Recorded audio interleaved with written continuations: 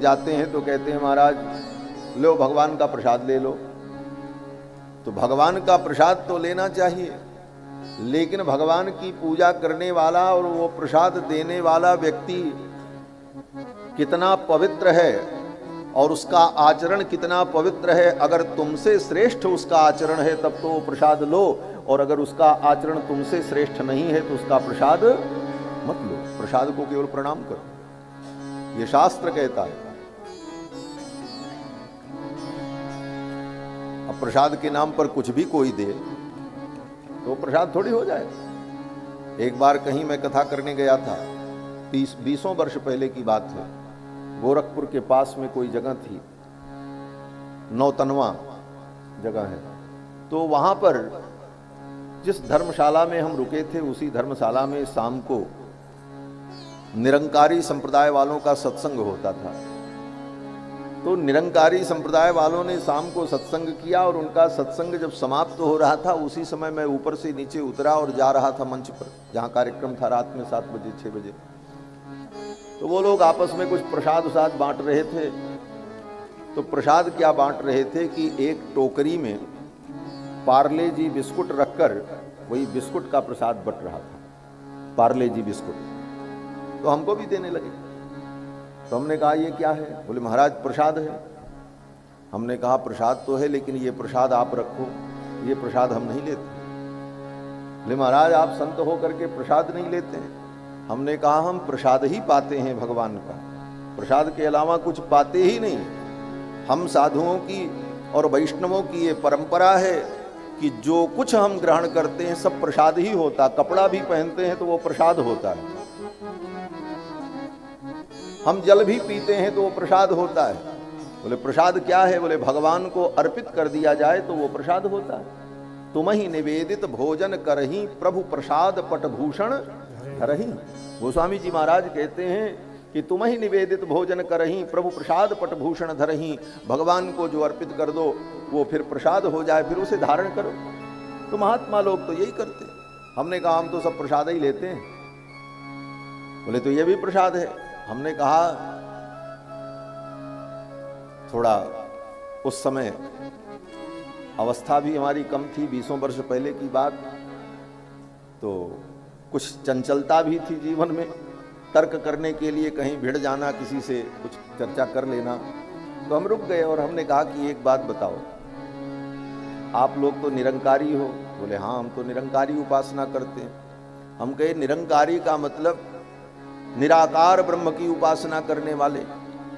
तो जब तुम्हारा परमात्मा निराकार है, उसका कोई आकार नहीं है, तो न उसका शरीर है, न उसका मुख है, न उसका हाथ है। तो जब उसका मुख नहीं हाथ नहीं तो फिर वो खाया कैसे? और जब खाया नहीं तो वो प्रसाद कैसे हुआ? पहले तो ये बताओ। अब वो चुप हो गए। बोले महाराज ये सब हम नहीं जानते हैं, अभी सत्संग हुआ, ये प्रसाद है। हमने कहा अगर आप निरंकारी हो तो परमात्मा जो निराकार है वो न खाता है न पीता है, न उसके हाथ होता है, न पैर होता है, न उसकी आंख होती है, न उसके मुख होता है। तो पहली बात तुम्हारे निरंकार परमात्मा ने इसको खाया नहीं। और चलो थोड़ी देर के लिए हम मान भी लेते हैं कि वो निराकार परमात्मा खाता है, तुम्हारे अनुसार तो नहीं खाता लेकिन हम मान लेते हैं, क्योंकि हमारे यहाँ एक पक्ष ये कहा गया है। क्या कहा गया है? बोले आनन रहित सकल रस भोगी बिनु बाणी बख्ता बड़ जोगी।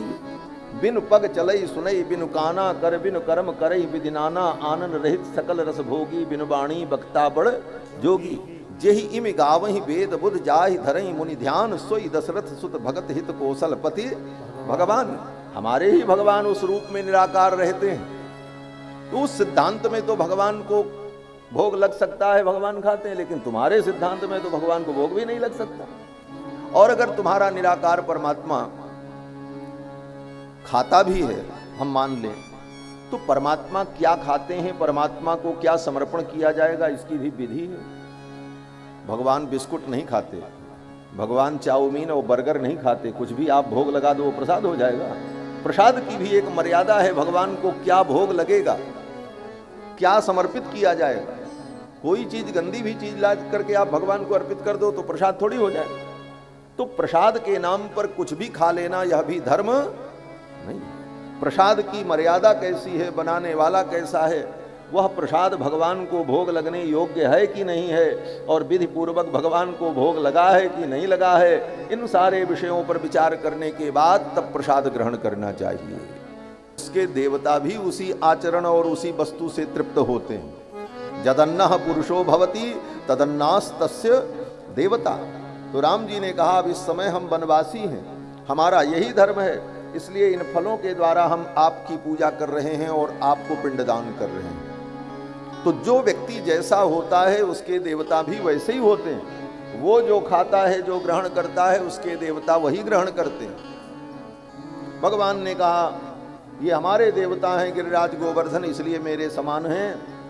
ये सब कह करके भगवान ने ब्रजवासियों को समझा दिया। ब्रजवासियों ने बड़े धूमधाम से पूजा की महाराज गिरिराज की। अर्घपाद आचमन स्नान पुष्प धूप दीप नैवेद्य तांबूल पूग फलादि समर्पण किया।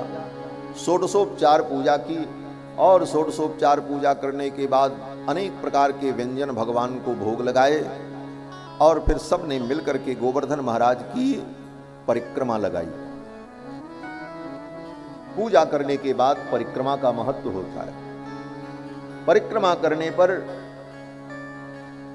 जो कुछ पूजा में न्यूनता रहती है वो समाप्त हो जाती है, और परिक्रमा में एक एक पद चलने पर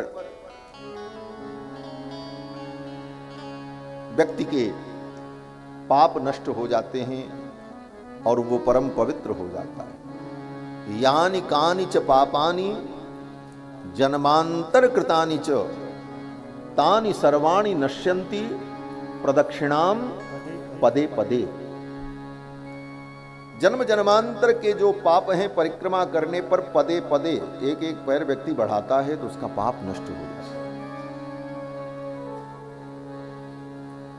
और तीर्थ की परिक्रमा, इसीलिए मंदिर में परिक्रमा होती है, तीर्थ में परिक्रमा होती है, हर तीर्थ में परिक्रमा होती है। चित्रकूट में, अयोध्या में, वृंदावन में, बरसाने में, गोवर्धन में, और तो और आप अपने शहर गांव में मंदिर बनाओ तो उस मंदिर में भी परिक्रमा बनानी पड़ती है। परिक्रमा क्यों अनिवार्य होती है? बोले कहीं व्यक्ति ने पाप किया हो और वो तीर्थ में जाए तो तीर्थ में जाने पर उसका पाप नष्ट हो जाता है। लेकिन तीर्थ में जाकर के अगर कोई पाप करे तो वो पाप कहां नष्ट होगा?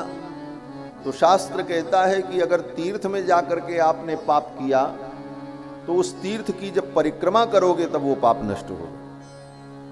और परिक्रमा में जाकर के अगर कोई पाप किया बोले तब वो वज्रलेप हो जाएगा, वो कभी नष्ट नहीं होगा, उसे तो भोगना ही पड़ेगा। अन्य देशे कृतम पापम तीर्थ देशे विनश्यति।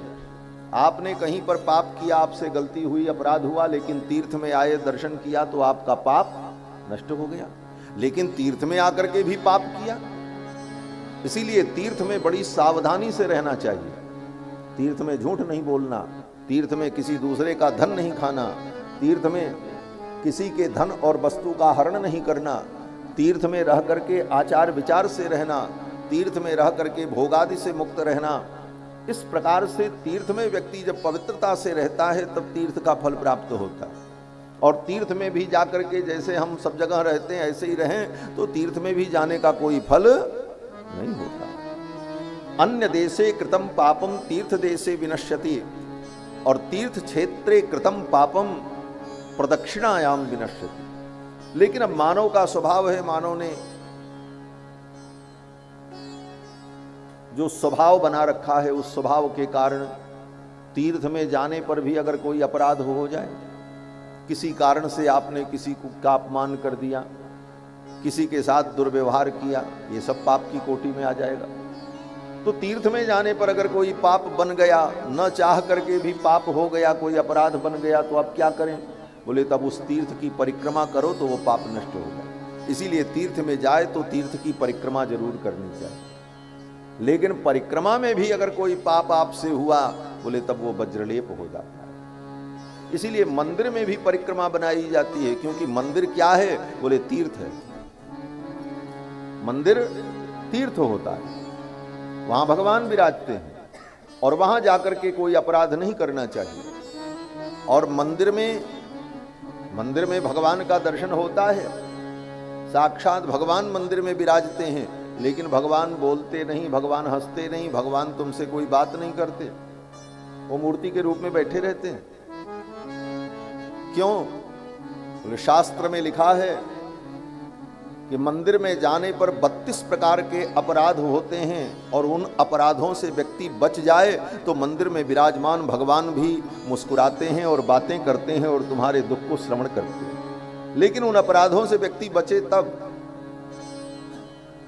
मंदिर में जाने पर 32 प्रकार के अपराध से बचना चाहिए। बड़ी लंबी लिस्ट है, अब 2-4 का तो नाम हम ले लेते हैं, आप भी जान लो।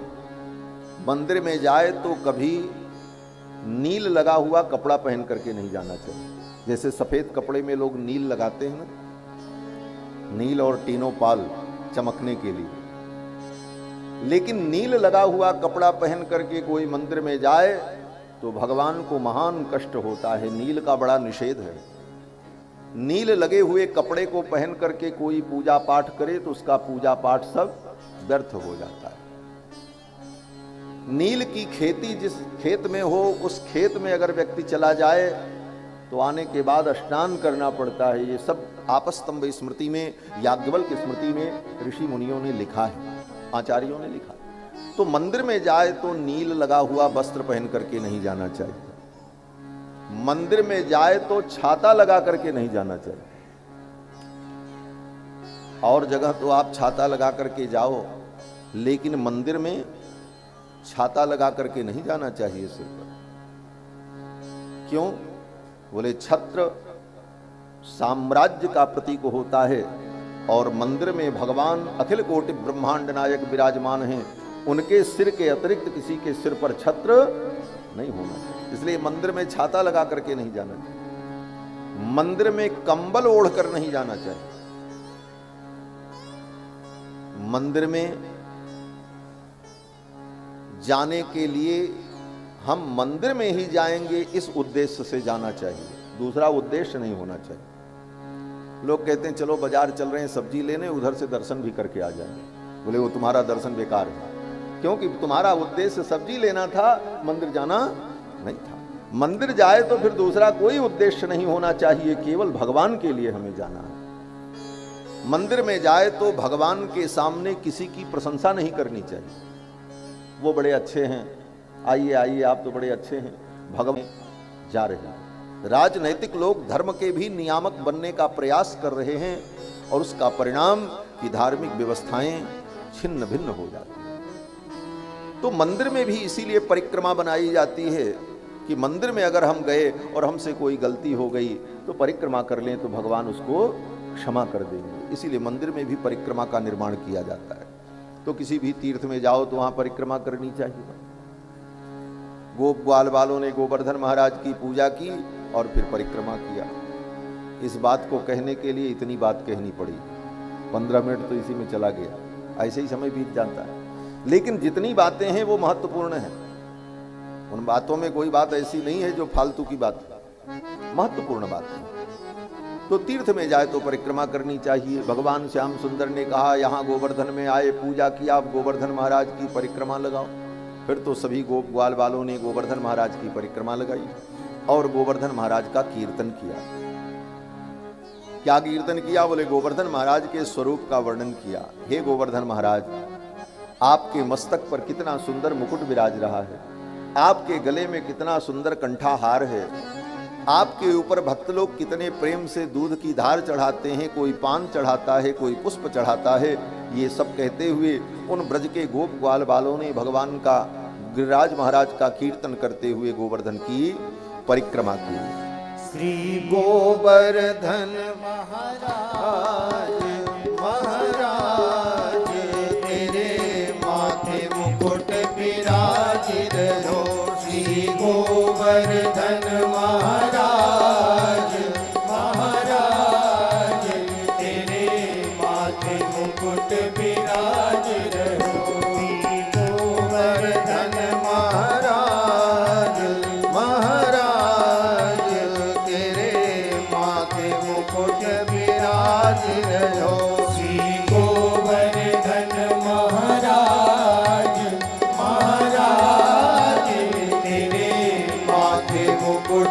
विराज रहो। तुम पे पान चढ़े तो पे फूल चढ़े, तो पे पान चढ़े तो पे फूल चढ़े, तो पे पान चढ़े तो पे फूल चढ़े, तो पे पान चढ़े तो पे फूल चढ़े, तो पे चढ़े हो, पे चढ़े हो, पे चढ़े दूध की धार आधार, तेरे माथे मुकुट विराज रहो। तो पे चढ़े दूध की धार आधार, तेरे माथे मुकुट विराज रहो। श्री गोवर्धन महाराज महाराज, तेरे माथे मुकुट विराज।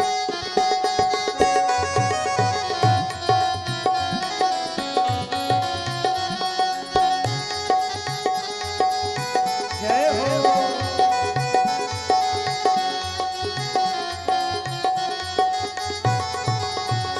तेरे गले में कंठा सोने को, तेरे गले में कंठा सोने को, तेरे गले में कंठा सोने को, तेरे गले में कंठा सोने को। डोरी पे जय हो, डोरी पे जय हो, डोरी पे हीरा लाल लाल, तेरे माथे मुकुट विराज रहो। डोरी पे हीरा लाल लाल, तेरे माथे मुकुट विराज रहो। श्री गोवर्धन महाराज महाराज, तेरे माथे मुकुट विराज रहो। श्री गोवर्धन महाराज महाराज, तेरे माथे मुकुट विराज रहो। तेरे कानन कुंडल सोई रहे, तेरे कानन कुंडल सोई रहे, तेरे कानन कुंडल सोई रहे, तेरे कानन कुंडल सोई रहे। तेरे नैना जय हो, तेरे नैना जय हो, तेरे नैना बने विशाल विशाल, तेरे माथे मुकुट विराज रहो। तेरे नैना बने विशाल विशाल, तेरे माथे मुकुट विराज रहो। जय हो।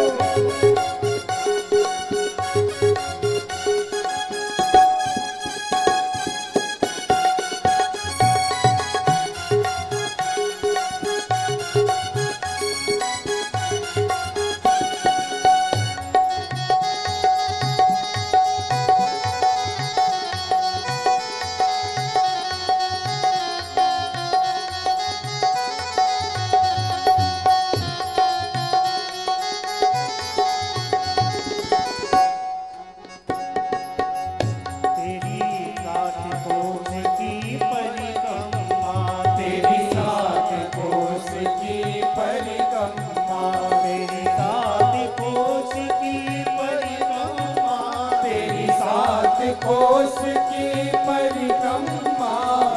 जगले जय हो, जगले जय हो, जगले सर्वेशा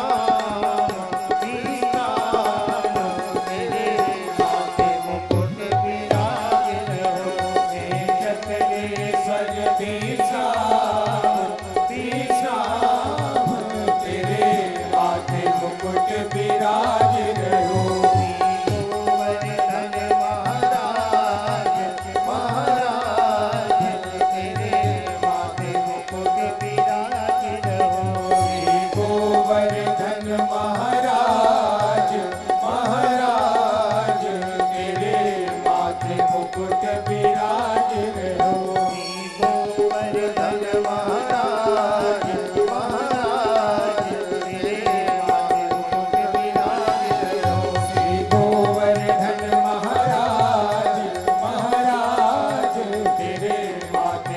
मुकुट विराज रहो, तेरे माथे मुकुट विराज रहो, तेरे माथे मुकुट विराज रहो, तेरे माथे मुकुट विराज रहो, तेरे माथे मुकुट विराज रहो। बोलो श्री गोवर्धन महाराज की जय। श्री कृष्णचंद्र भगवान की जय। ब्रजवासियों ने बड़े धूमधाम से गिरिराज गोवर्धन की पूजा की, परिक्रमा की, और जब पूजा करके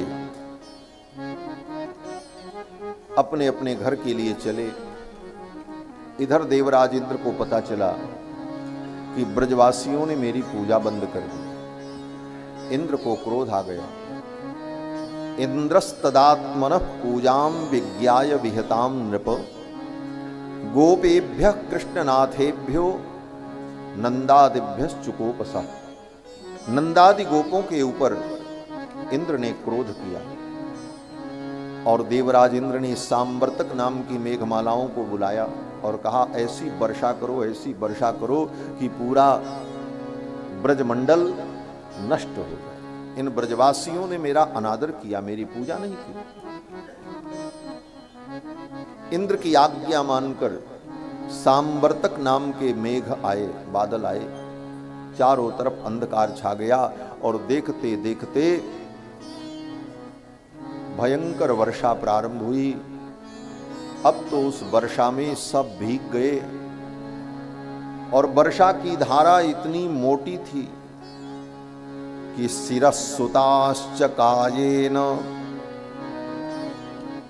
बच्चों के सिर पर अगर वो धारा गिर जाए तो बच्चों का सिर फट जाए, इतना मोटी धारा। अब जो माताएं गोपियां बच्चों को लेकर के आई थी वो बेचारी क्या करें, तो अपने बच्चों को अपने छाती से लगाकर अपनी पीठ के ऊपर उस जलधारा को सहन करती हुई किसी प्रकार बचने का प्रयत्न करने लगी। कहीं कोई आश्रय नहीं, बड़े बड़े वृक्ष टूट टूट करके पानी में बहने लगे। सभी गोप ग्वाल वालों ने भगवान के पास जाकर के कहा, बेपमाना भगवत पादमूलम उपाययुः। कांपते हुए रोते हुए सभी गोप ग्वाल बाल भगवान के चरणों में पहुंचे और कहा, श्याम सुंदर, तुम्हारे कहने पर हमने इंद्र की पूजा बंद कर दी। अब इंद्र के कोप से हमें तुम ही बचा सकते हो। हे कृष्ण, हमारी रक्षा करो। कृष्ण कृष्ण महाभाग त्वन्नाथम गोकुलम प्रभो। हे कृष्ण, गोकुल के आप ही नाथ हो और आप हमारी रक्षा करो। त्रातुमर्हसि देवान्न कुपितात् भक्तवत्सल। हे भक्तवत्सल, आज देवराज इंद्र के कोप से हमें बचा लो। सभी गोप ग्वाल बालों ने भगवान की शरणागति की, भगवान की शरण में आए। गिरिराज धरण मैं तो तेरी शरण। गिरिराज धरण मैं तो तेरी शरण, गिरिराज धरण मैं तो तेरी शरण, गिरिराज धरण मैं तो तेरी शरण, गिरिराज धरण मैं तो तेरी शरण, गिरिराज धरण मैं तो तेरी शरण, गिरिराज धरण मैं तो तेरी शरण, गिरिराज धरण मैं तो तेरी शरण, गिरिराज धरण मैं तो तेरी शरण, गिरिराज धरण मैं तो तेरी शरण, गिरिराज धरण मैं तो तेरी शरण। मेरी नैया में मझधारे पड़ी, मेरी नैया है मझधारे पड़ी, मेरा बेड़ा पार लगा देना,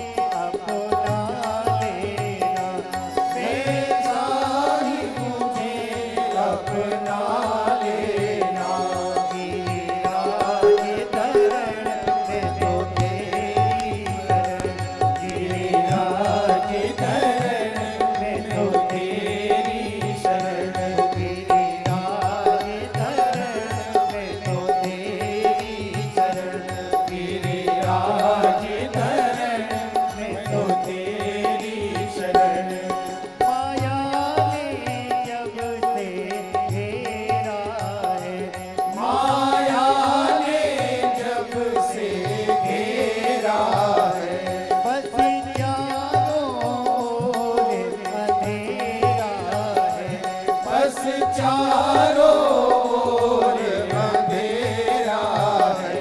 इस अंधियारे जीवन में प्रभु, इस अंधियारे जीवन में प्रभु छोटा सा दीप जला देना। छोटा सा दीप जला देना। मेरे राज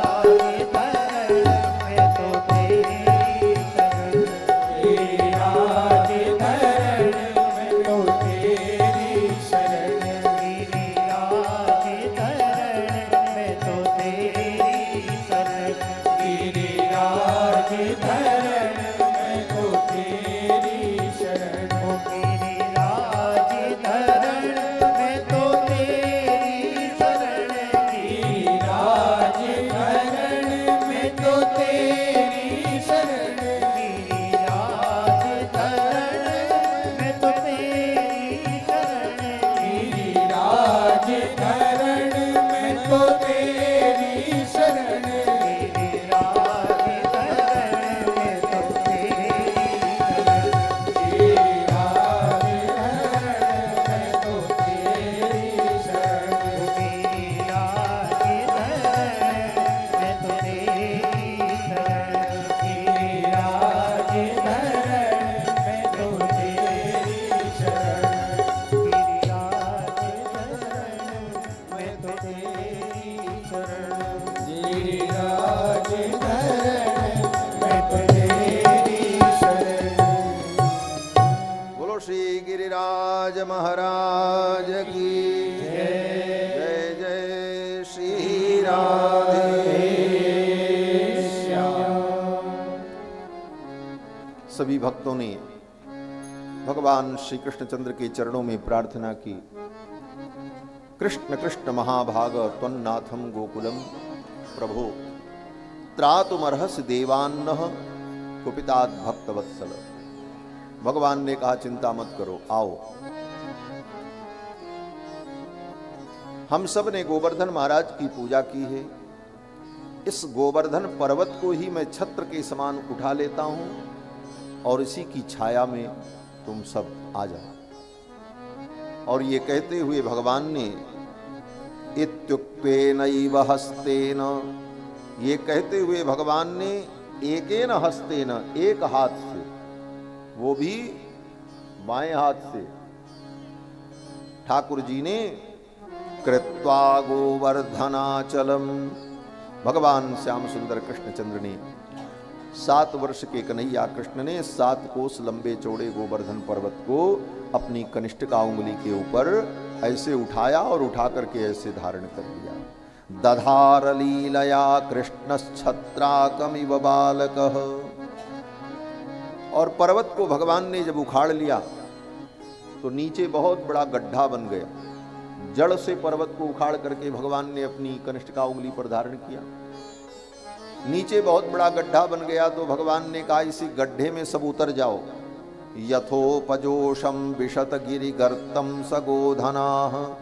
ये पर्वत का जो गर्त है, गड्ढा है, इसी में अपने गाय बछड़ों को लेकर, छकड़ों को लेकर, बाल गोपाल को लेकर सब आ जाओ। अब तो सभी गोप ग्वाल बाल उसी गड्ढे में उतर गए और भगवान पर्वत को लेकर के खड़े हैं।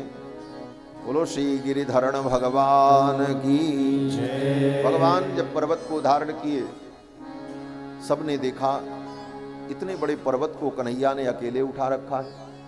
मैया यशोदा ने देखा, यशोदा ने कहा अरे गोप ग्वाल बालों, सब रे मिल करके मेरे लाला की सहायता करो। इतने बड़े पर्वत को मेरे कन्हैया ने अकेले उठा रखा है।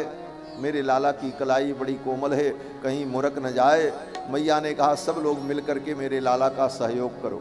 फिर तो सभी गोप ग्वाल बालों ने अपने लाठी डंडे उस पर्वत में टिका दिए। महाराज नख पर गिरिवर लीनो धार, कन्हैया मेरो बारो। नख पर गिरिवर लीनो धार, कन्हैया मेरो बारो। नख पर गिरिवर लीनो धार, कन्हैया मेरो बारो। नख पर गिरिवर लीनो धार, कन्हैया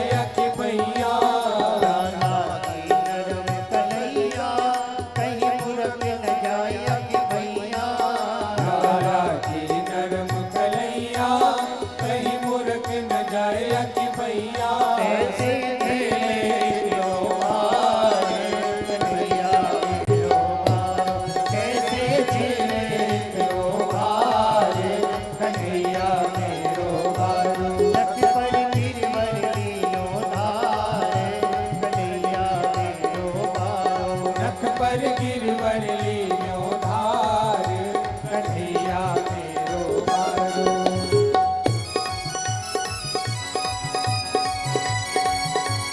जय हो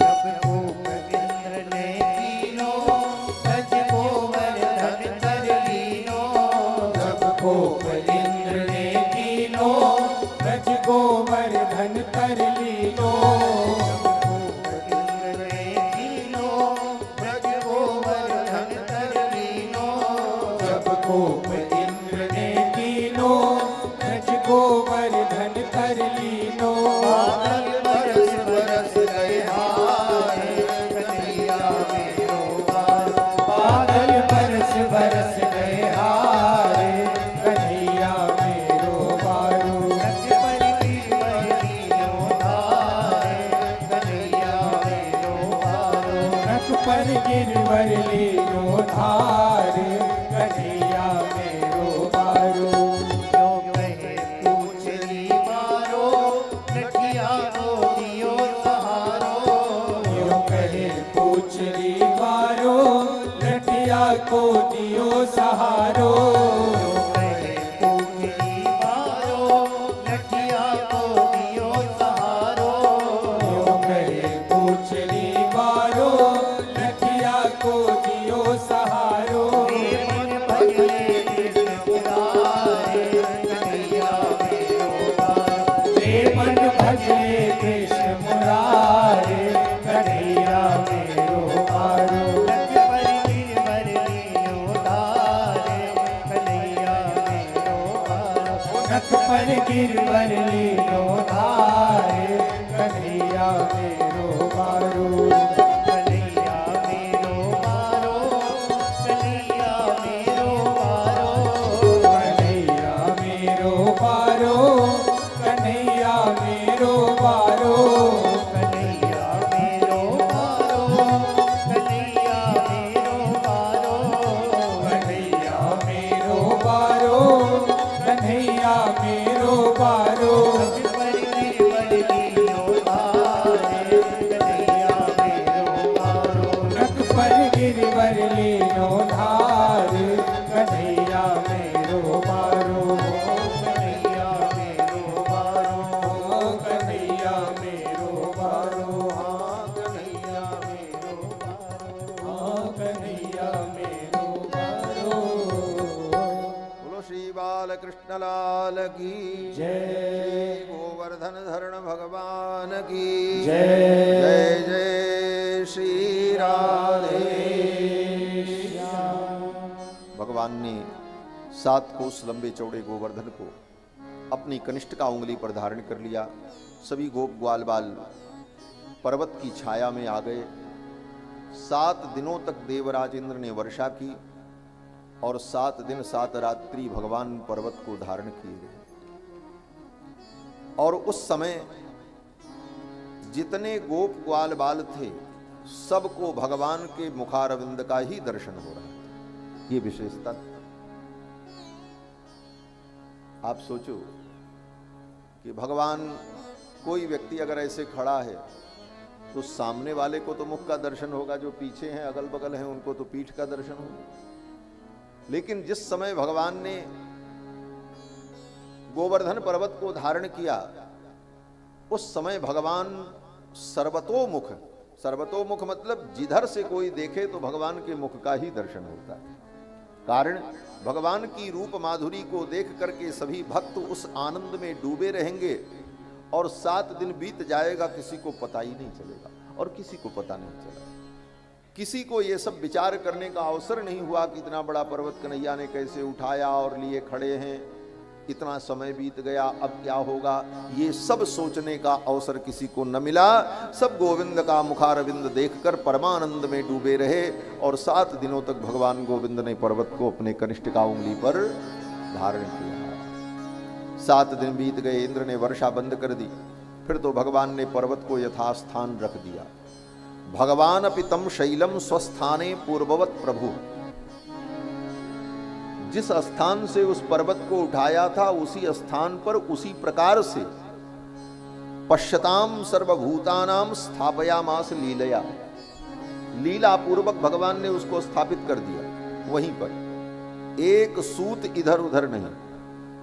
इतनी बड़ी वस्तु, इतने बड़े पहाड़ को कोई मान लो उठाए तो फिर उसी प्रकार से उसी स्थान पर रख देना, कहीं भी इधर उधर थोड़ा न हो,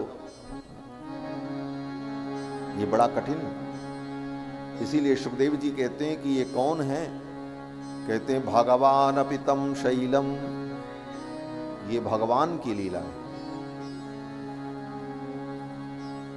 भगवान की लीला बोले, ये भगवान शब्द जो है ना, ये केवल भगवान के लिए ही प्रयोग होता है। भगवान शब्द का अर्थ होता है भगवान, 2 शब्द हैं। भग माने षडैश्वर्य, ज्ञान, शक्ति, बल, ऐश्वर्य, वीर्य, तेज, इन 6 चीजों को भग कहा जाता है। ज्ञान, शक्ति, बलैश्वर्य, वीर्य, तेजाम शेषतः भगवत शब्द वाच्यानि बिना हेयर गुणादिभि। और ये 6 गुण, ज्ञान, शक्ति, बल, ऐश्वर्य, वीर्य, तेज, ये 6 गुण संपूर्ण रूप से, अशेष रूप से जिसके अंदर विद्यमान हो उसको कहते हैं भगवान। वो भगवान है, सब भगवान नहीं हो सकते। बोले तो फिर सबको भगवान क्यों कहा जाता है? किसी को भी हम भगवान कह देते हैं, अमुक भगवान, अमुक भगवान, अमुक भगवान। यहां तक कि मनुष्य को भी व्यक्ति भगवान कह देता है। कोई सम्मानित व्यक्ति आता है तो कहते हैं आइए भगवान, आपका स्वागत है, आइए भगवान विराजिए। तो किसी व्यक्ति को भी हम भगवान कह देते हैं। लेकिन अन्यत्र जो भगवान शब्द का प्रयोग किया जाता है किसी और के लिए, वह प्रयोग केवल लाक्षणिक होता है, औपचारिक होता है, जिसको कहते हैं फॉर्मेलिटी में कहना। हाँ, वस्तुतः भगवान शब्द का प्रयोग केवल भगवान के लिए। विष्णु पुराण में इस विषय पर पराशर महर्षि ने बड़े विस्तार से चर्चा की। विष्णु पुराण में मैत्रेय जी ने भगवान से, पराशर जी से पूछा है, तो पराशर जी कहते हैं ये भगवान शब्द तो केवल भगवान के लिए है। अन्यत्र उपचारतः, अन्यत्र तो उपचार वृत्ति से भगवान कह दिया जाता है किसी को, लेकिन भगवान कहलाने लायक भगवान को छोड़कर और कोई नहीं। तत्र पूज्य पदार्थोक्ति ही परिभाषा समन्विता। मैत्रेय जी कहते हैं भगवान में ही इस शब्द का पूरा पूरा अर्थ घटित होता है। तत्र पूज्य पदार्थोक्ति परिभाषा समन्विता, भगवान शब्द की जो परिभाषा है वो भगवान में ही समन्वित होती है, अन्यत्र नहीं होती। तो भगवान जो षडैश्वर्य संपन्न हो, इसीलिए भागवत में सर्वत्र जहां कहीं भी भगवान कृष्ण बोलते हैं, तो जैसे सुखदेव जी बोलते हैं तो कहते हैं शुक उवाच, गोपी बोलती है तो गोप्यो ऊचुहु, विदुर जी बोलते हैं तो विदुर उवाच, सूत जी बोलते हैं तो सूत उवाच, और भगवान कृष्ण बोलते हैं तो कृष्ण उवाच नहीं, भगवान उवाच। सर्वत्र भागवत में एक जगह पर कृष्ण उवाच कहा है, बाकी सर्वत्र भगवान उवाच, भगवान उवाच, ये भगवान है। तो भगवान कृष्णस्तु भगवान स्वयं, वेद व्यास जी कहते हैं। भगवान ने पर्वत को यथास्थान रख दिया। देवराज इंद्र को जब पता चला तो देवराज इंद्र को बड़ी लज्जा हुई कि मैंने भगवान की लीला में विघ्न किया। इंद्र ने आकर के भगवान से क्षमा मांगी। एकांत पाकर के इंद्र आए, विविक्त उपसंगम्य क्रीडित वृत हेलना।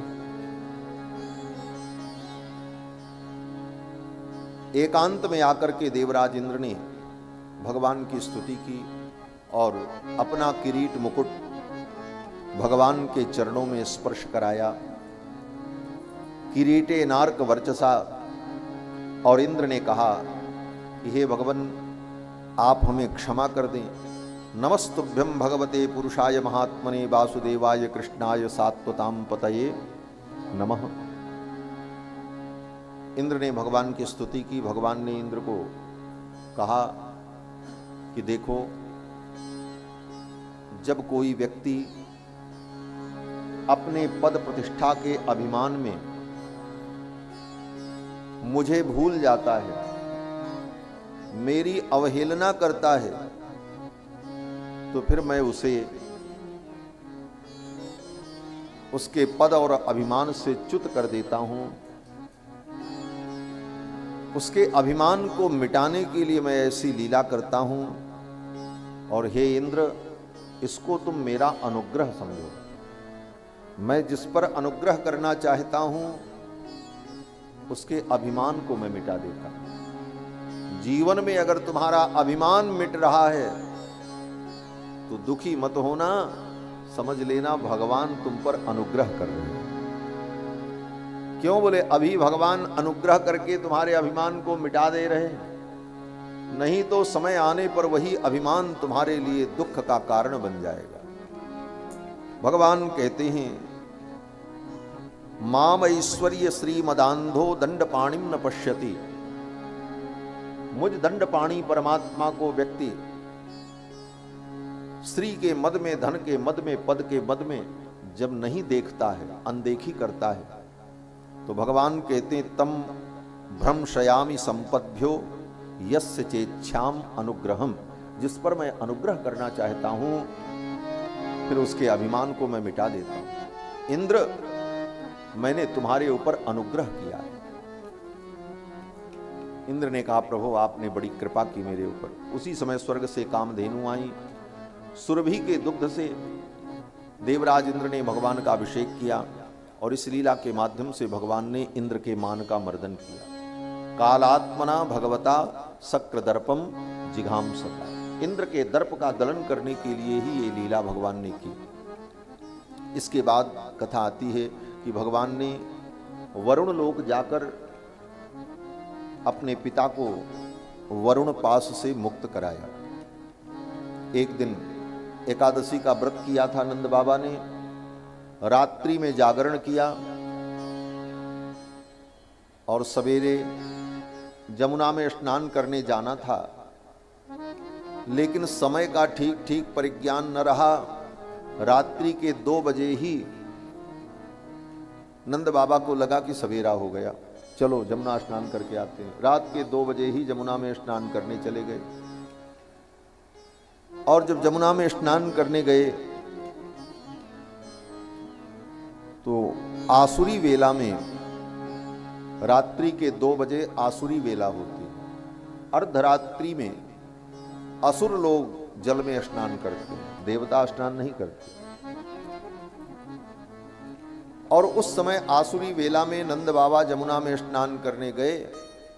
वरुण के सेवक असुरों ने नंद बाबा को पकड़ लिया, वरुण पाश में बांध करके वरुण लोक लेकर के चले। जब नंद बाबा लौट करके नहीं आए तो हल्ला मचा। बाबा कहाँ गए? बोले नहाने गए थे। चलो ढूंढो। ढूंढने पहुंचे, जमुना के तट पर देखा तो बाबा का लोटा रखा हुआ है, सोंटा रखा हुआ है, वस्त्र रखे हुए हैं, लेकिन नंद बाबा नहीं है। गोप ग्वाल वालों ने कहा, लगता है बाबा डूब गए, बह गए। अब तो सब रोने धोने लगे। भगवान श्याम सुंदर सब कुछ जान गए और भगवान ने कहा, चिंता मत करो, बाबा को कुछ नहीं हुआ है, हम जा रहे हैं और बाबा को लेकर के आते हैं। भगवान सीधे वरुण लोक पहुंचे। वरुण के दरबार में नंद बाबा वरुण पास में बंधे खड़े थे। कन्हैया जब पहुंचे तो कन्हैया कृष्ण को देखते ही वरुण देवता अपने सिंहासन से उठ करके दौड़ पड़े और आकर के भगवान को साष्टांग प्रणाम किया। नमस्तुभ्यं भगवते ब्रह्मणे परमात्मने न यत्र श्रूयते मायालोक सृष्टि विकल्पना। आकर के वरुण देवता ने भगवान के चरणों में प्रणाम किया। जब वरुण देवता ने भगवान के चरणों में प्रणाम किया, वहीं नंद बाबा बंधे खड़े थे वरुण पास में।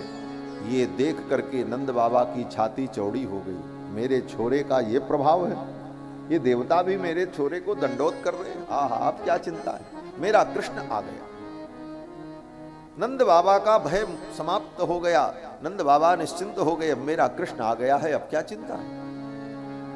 फिर तो भगवान श्याम सुंदर को कुछ कहना नहीं पड़ा, वरुण देवता सब कुछ समझ गए। वरुण देवता ने भगवान से कहा कि अजानता मामकेन, ये मेरे जो सेवक हैं ये जान नहीं पाए, इनसे बहुत बड़ी गलती हो गई।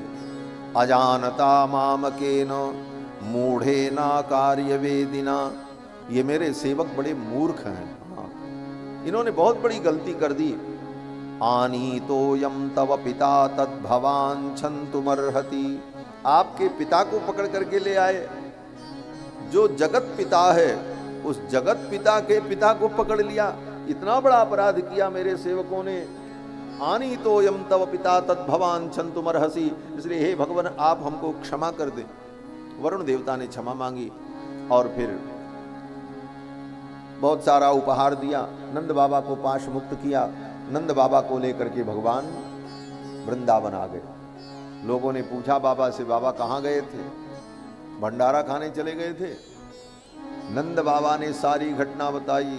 अरे भैया, आज मैंने अपने छोरे का कमाल देखा। बोले क्या कमाल? अरे बोले वरुण देवता जो इतने बड़े लोक के स्वामी, वरुण लोक के, वो तो मेरे छोरे को ऐसी दंडवत कर रहे थे। वाह क्या बात।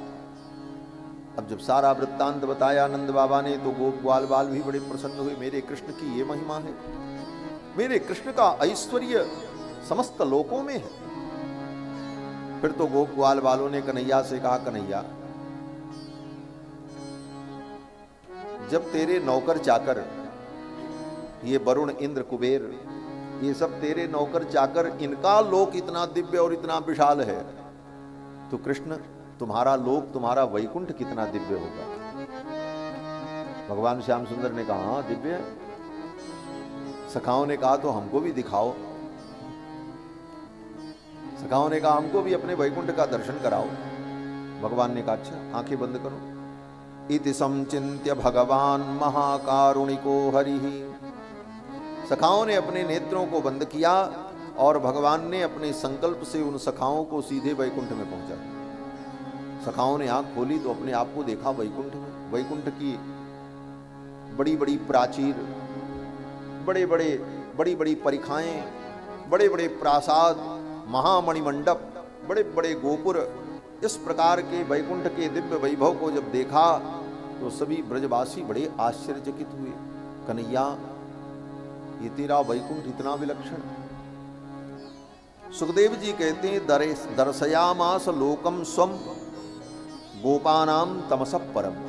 संपूर्ण सृष्टि से परे अप्राकृत देश भगवान का जो वैकुंठ है उसको अप्राकृत देश कहा जाता है। अप्राकृत देश का मतलब ये ब्रह्मलोक, शिवलोक, अमुक अमुक लोक जो है ये सब प्राकृत है, लेकिन भगवान का लोक अप्राकृत है।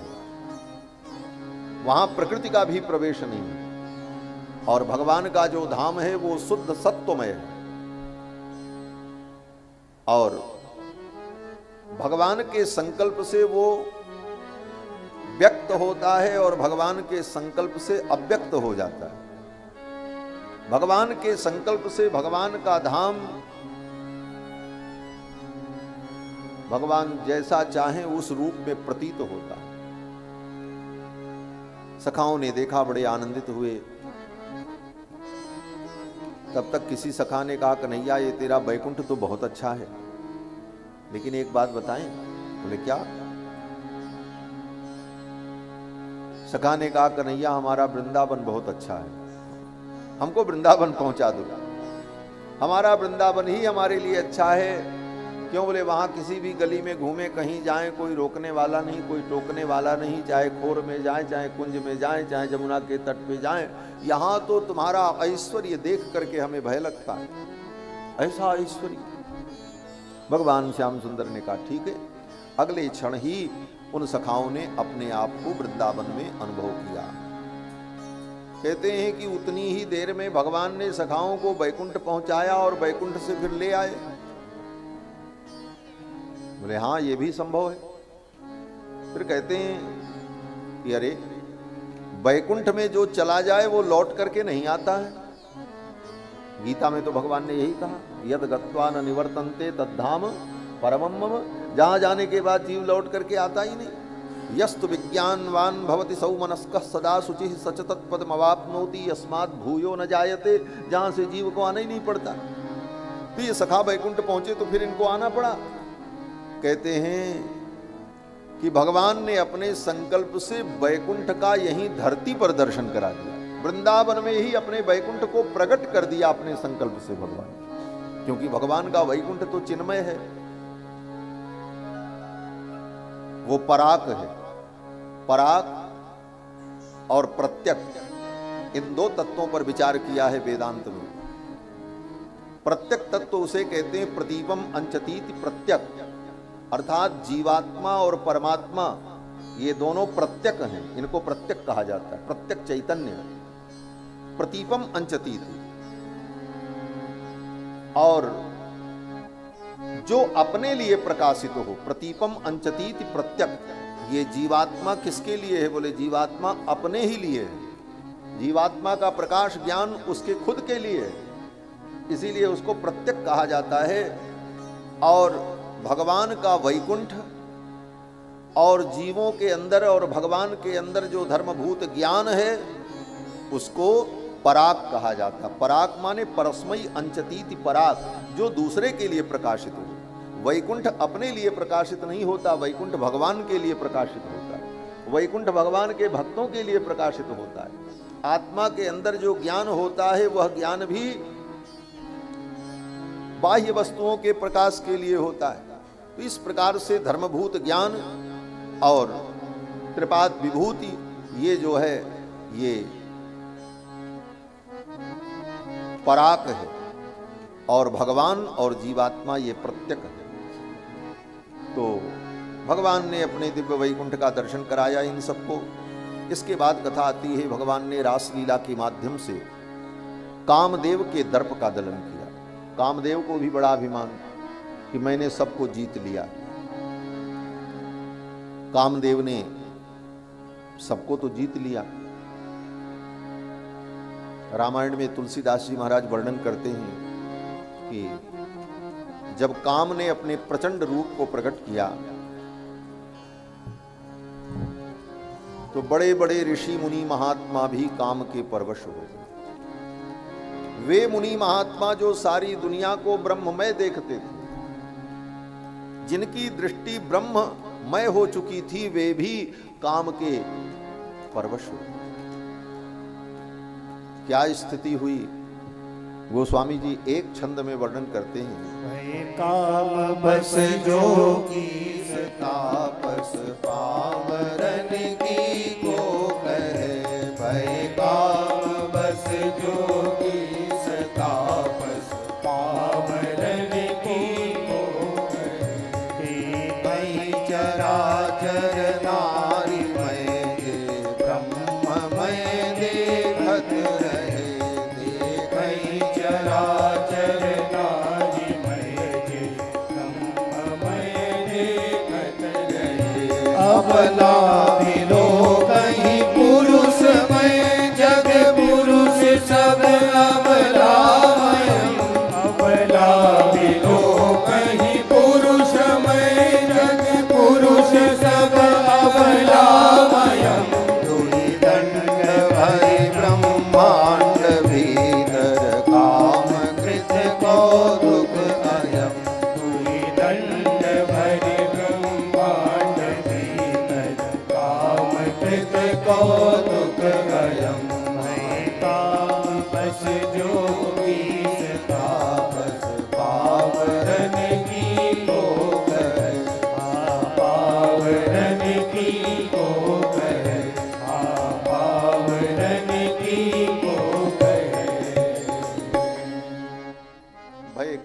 बस जोगीस तापस, पामरन की को कहे, देखहि चराचर नारीमय जे ब्रह्ममय देखत रहे। काम को बड़ा अभिमान हो गया, हमने सबको जीत लिया। भगवान ने काम को चुनौती दी, आओ अगर तुमने मुझे जीत लिया तब मैं मानूंगा कि तुम विश्वजयी हो। कामदेव ने कहा, हमारा आपका ये युद्ध कब होगा, कोई तिथि आप निर्धारित कर दो। भगवान ने कहा, आओ शरद पूर्णिमा की रात्रि में जमुना के तट पर वंशी बट पर हजारों हजारों गोपियों के मध्य में मैं अकेला पुरुष रहूंगा। शरद पूर्णिमा की रात्रि में आश्विन की पूर्णिमा को तुम अपनी पूरी तैयारी से आ जाना। भगवान ने तिथि निर्धारित कर दी और जब शरद पूर्णिमा की वो रात्रि आई, भगवान ने अपनी योग माया को आदेश दिया, इस लीला के लिए उपकरण उपस्थित करो। भगवान की योग माया ने सारे उपकरण उपस्थित कर दिए।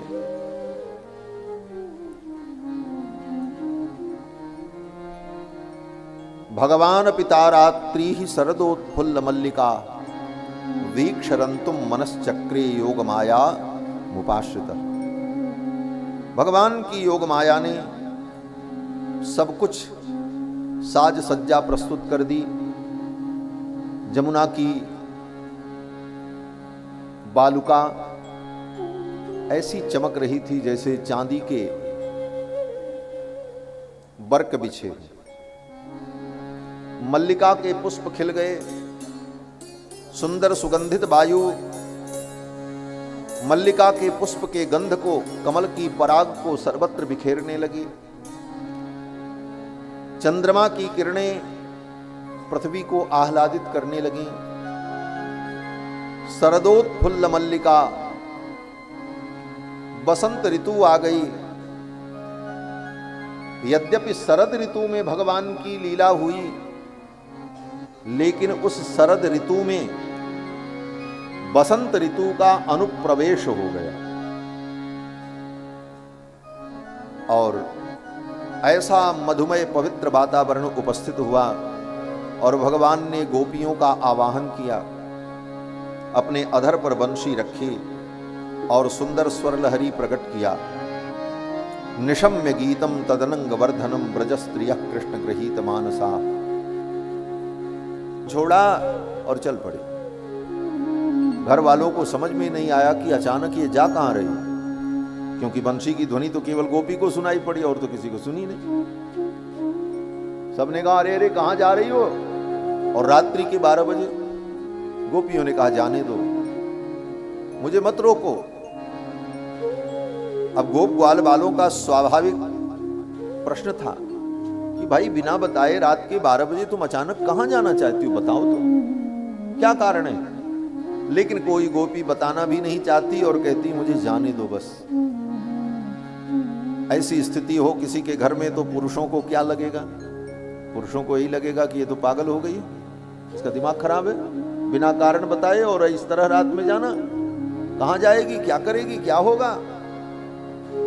पहले तो समझाने का प्रयत्न किया, जब गोपियां नहीं समझी, क्योंकि न निवर्तंत मोहिताः, सुखदेव जी के ताप में उनके जन्म जन्म के जो बचे खुचे पाप थे वो सब नष्ट हो गए। और फिर ध्यान प्राप्ताच्युता से स निर्वृत्या क्षीण मंगला, जब वो ध्यान करने लगी कृष्ण का अपने अपने घर में, तो ध्यान में उनको इतना आनंद मिला, आनंद के समुद्र में वो मानो डूबने लगी। और उस आनंद सिंधु में निमग्न होने पर गोपांगनाओं के जो जन्म जन्मांतर के पुण्य बचे थे वो पुण्य भी विलीन हो गए।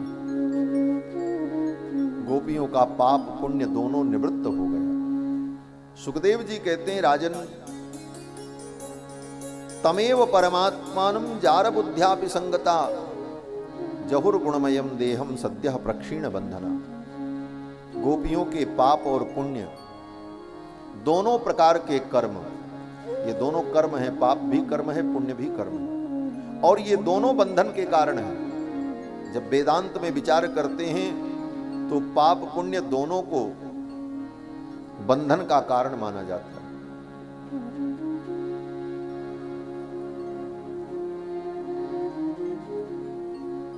क्योंकि पाप होगा तो पाप के द्वारा हमें हीन शरीर प्राप्त होगा और उस हीन शरीर से हम पाप कर्म के फल को भोगेंगे। पुण्य होगा तो उत्तम शरीर मिलेगा, तो उस शरीर से हम पुण्य कर्म को भोगेंगे। दोनों स्थिति में शरीर का बंधन होगा, क्योंकि कर्म बंधन का कारण है। कर्म से ही शरीर प्राप्त होता है। इसीलिए वेदांत में कहा जाता है यत यत शरीरम तत्तत् कर्मजन्यम, यत यत शरीरत्वम तत्तत् कर्मजन्यत्वम। जहां जहां शरीर है वहां कर्मजन्यत्व है, कर्म से ही शरीर उत्पन्न होता है। सबके कर्म भिन्न है, इसलिए सबके शरीर भिन्न है, और सबके शरीर की स्थिति भी भिन्न भिन्न है।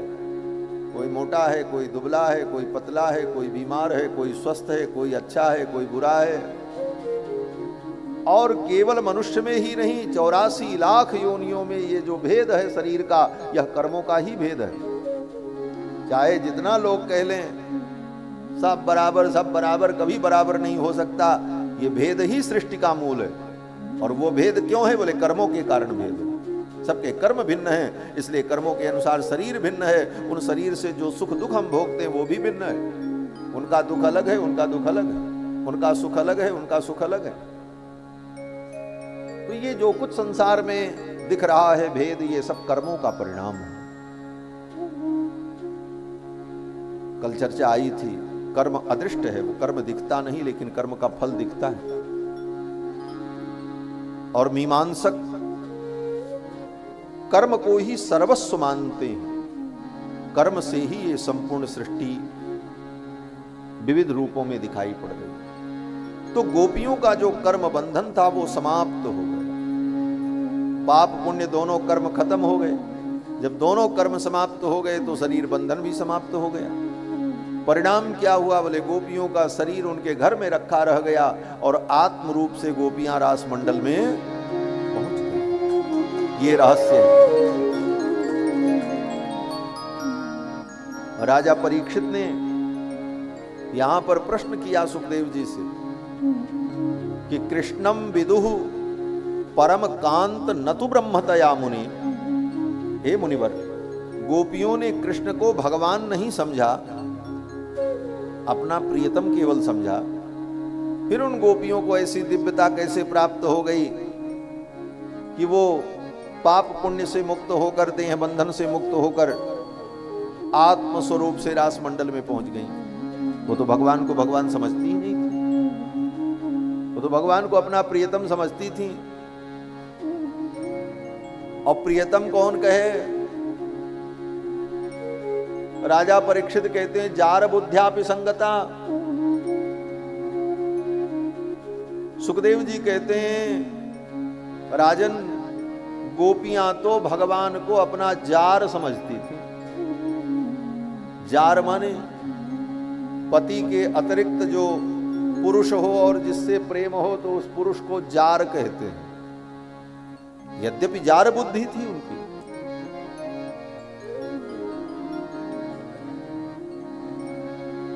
बोले महाराज, भगवान को जार समझा तो क्या ये पाप नहीं था? बोले भगवान से किसी भी प्रकार से जीव जुड़े तो जीव का कल्याण हो जाता है। आप भगवान से प्रेम करो तब भी कल्याण हो जाएगा, और भगवान से अगर द्वेष करोगे तब भी कल्याण हो जाएगा। रावण ने द्वेष किया, उसका कल्याण हुआ कि नहीं हुआ? और सच्ची बात तो यह है कि भगवान से चाहे आप भगवान जान करके जुड़ो और भगवान को भगवान न समझ करके भी भगवान से जुड़ो, भगवान का चिंतन करो, उनका ध्यान करो, तब भी वही फल प्राप्त होगा।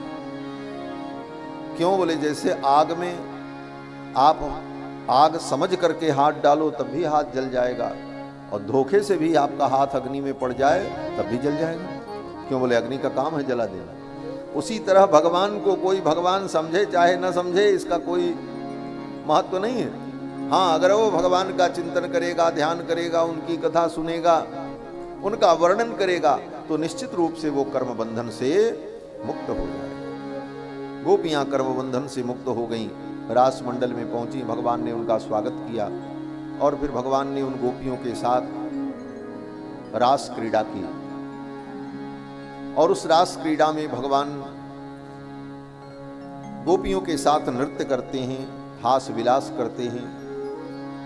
गोपियों को थोड़ा मान हो गया कि मैं बड़ी सौभाग्यशालिनी हूं, अभिमान आया। कल चर्चा आई थी, भगवान के सन्निकट पहुंच जाने पर भी अभिमान पीछा नहीं छोड़ता, और अभिमान आया तो भगवान सब काम बाद में करेंगे, पहले अभिमान मिटाते हैं। और काम बाद में करेंगे, पहले तो तुम्हारा अभिमान मिटाएंगे। गोपियों के मन में अभिमान आ गया। सुखदेव जी कहते हैं, तासाम तत्सौभग मदम वीक्षमानं च केशवः प्रशमाय प्रसादाय तत्रैवांतरधीयत। गोपियों के मान का प्रशमन करने के लिए, उनके मद का प्रशमन करने के लिए भगवान अचानक रास मंडल से अंतर्धान हो गए। रासलीला चल रही थी, भगवान गायब। अब सब गोपियां व्याकुल हो गई, भगवान कहाँ गए, भगवान कहाँ गए। अब रो रो करके गोपियां भगवान को ढूंढने लगी। वृक्षों से पूछा, लताओं से पूछा, कृष्ण को देखा। कश्चित तुलसी कल्याणी गोविंद चरण प्रिय, हे तुलसी तुमने देखा मेरे कृष्ण को? कहीं भगवान न मिले महाराज। अब तो ढूंढने लगी, रोने लगी इधर उधर। जब कहीं भगवान नहीं दिखे तब गोपियां उन्मत्त होकर के भगवान की लीलाओं का अनुकरण करने लगी। कोई गोपी ऐसे हाथ करके खड़ी हो गई और कहती है, आओ मैं कृष्ण हूं, मैंने गोवर्धन उठा रखा है, हम तुम्हारी रक्षा करेंगे, आओ। कोई गोपी अपने हाथ को ऐसे करके वंशी बजाने का अभिनय करने लगी। कोई गोपी जमीन में लेट गई और अपने पैर को हिला रही है और हाथ को हिला रही है, जैसे पालना में लेटे हुए भगवान खेलते थे उस तरह से क्रीड़ा करती हुई अपने को ही कृष्ण रूप में अनुभव कर रही। कृष्ण के ध्यान में, उनके चिंतन में, उनके स्मरण में इतनी तन्मय हो गई गोपियां कि अपने को ही कृष्ण के रूप में अनुभव करने लगी। बाद में फिर गोपियों को जब याद आई तो फिर भगवान को ढूंढने चली। आगे ढूंढते ढूंढते पहुंची तो क्या देखा गोपियों ने? जमुना के तट पर बालू में भगवान के चरण चिन्ह बने हुए थे। उन चरण चिन्हों को देख करके गोपियां बैठ गईं और एक दूसरे से कहने लगी, सखी देखो देखो, ये तो गोविंद कृष्ण के चरणारविंद हैं। तब तक क्या देखती हैं कि उन्हीं कृष्ण भगवान के चरणारविंद के चिन्हों के पास में ही एक गोपी का भी चरण चिन्ह बना था। सखी ने कहा, देखो देखो, कोई गोपी भी श्याम सुंदर के साथ में गई है, क्योंकि गोपी के भी चरण चिन्ह दिख रहे हैं। ये गोपी कौन है? तो गोपियां एक दूसरे से कहती हैं, ये गोपी बड़ी सौभाग्यशालिनी है। उस चरण चिन्ह को देखकर, जिस गोपी के ये चरण चिन्ह है वो बड़ी सौभाग्यशालिनी है। क्यों? बोले, इसने कृष्ण को अपने आचरण से, अपनी क्रियाओं से, अपने स्वभाव से प्रसन्न कर लिया है, इसीलिए कृष्ण इसको अपने साथ लेकर के। अनयाराधितो नूनम भगवान हरिरीश्वरः। इस गोपी के द्वारा भगवान हरि राधित हुए। राधित माने आराधित हुए। इसने भगवान की राधना की। राधना माने आराधना। और जो राधना करे वही तो राधा है। यही राधा तत्व है भागवत में। अनयाराधितो नूनम भगवान हरिरीश्वर। जो आराधना करे वही आराधिका है, जो भगवान की राधना करे वही राधिका है। अनया राधितो नूनम भगवान हरिरीश्वर, राधा रानी के चरणारविंद थे।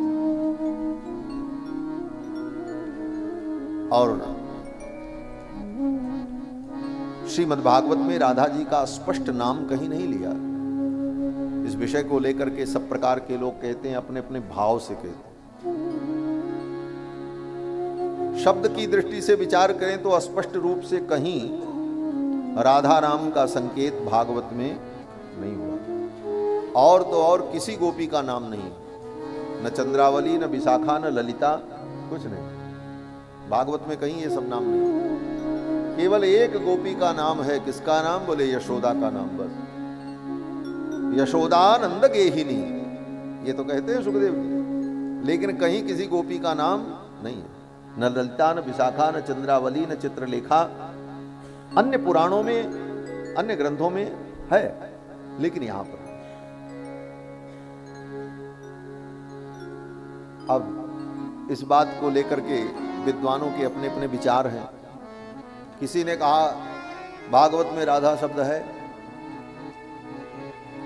अब राधा शब्द तो मिल जाएगा, लेकिन वहां पर वो राधा शब्द किस अर्थ में है, ये अलग विषय है।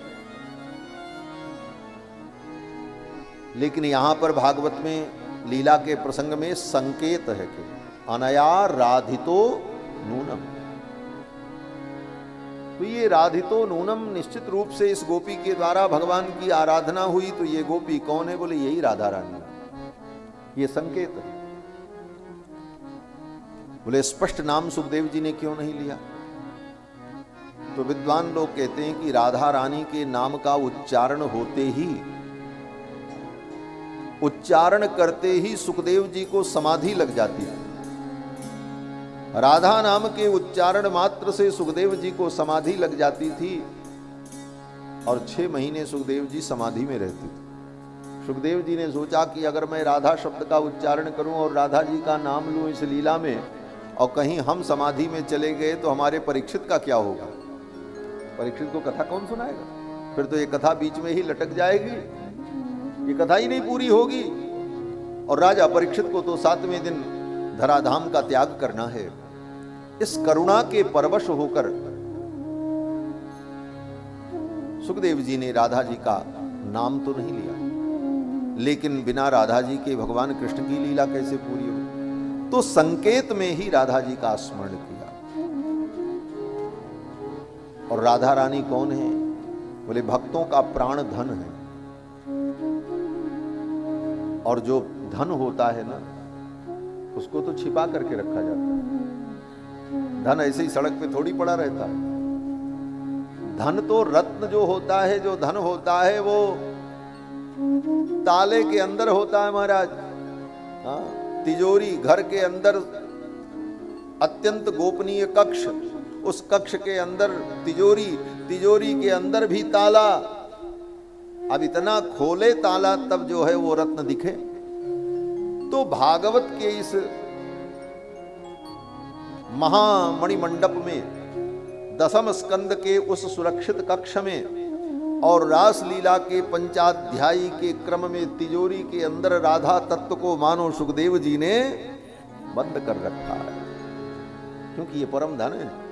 जो अधिकारी होगा वही इस चाबी को खोल पाएगा, जो उस रहस्य को जानेगा और वही देखेगा, अनुभव करेगा और उस तत्व को पाएगा। इन्हीं सारे भावों का स्मरण करते हुए भक्तों ने कीर्तन किया, हमारो धन राधा श्री राधा श्री राधा।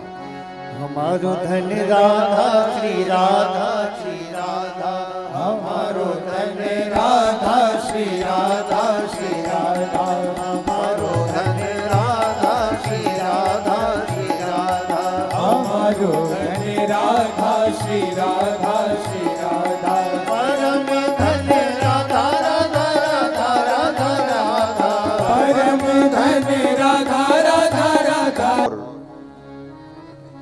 विश्व की रक्षा के लिए आपने यदुकुल में अवतार लिया। आप केवल गोपिका नंदन, नंद नंदन यशोदा नंदन ही नहीं हैं, आप तो आत्माओं की भी आत्मा हैं। आप अपने शरणागत के पाप को नष्ट कर देते हैं। प्रणत देहिनाम पाप कर्षणम। और फणि फणार्पितम ते पदाम्बुजम, कालिय नाग के फण पर जिन चरणों को आपने पधराया, कृण कुचे सुनः क्रंदे हृच्छयम, आप अपने उन्हीं चरणों को हमारी छाती पर रखो। गोपियां ये कामना करती हैं। कृष्ण के वो चरण जो कालिय नाग के फण पर विराजमान हुए, वे चरण मेरे हृदय में विराजमान। क्यों? मानो गोपियां कहती, श्याम सुंदर, आपने कालिय नाग के फण पर जब अपने चरण को रखा तो कालिय नाग उल्टी करने लगा, बमन करने लगा।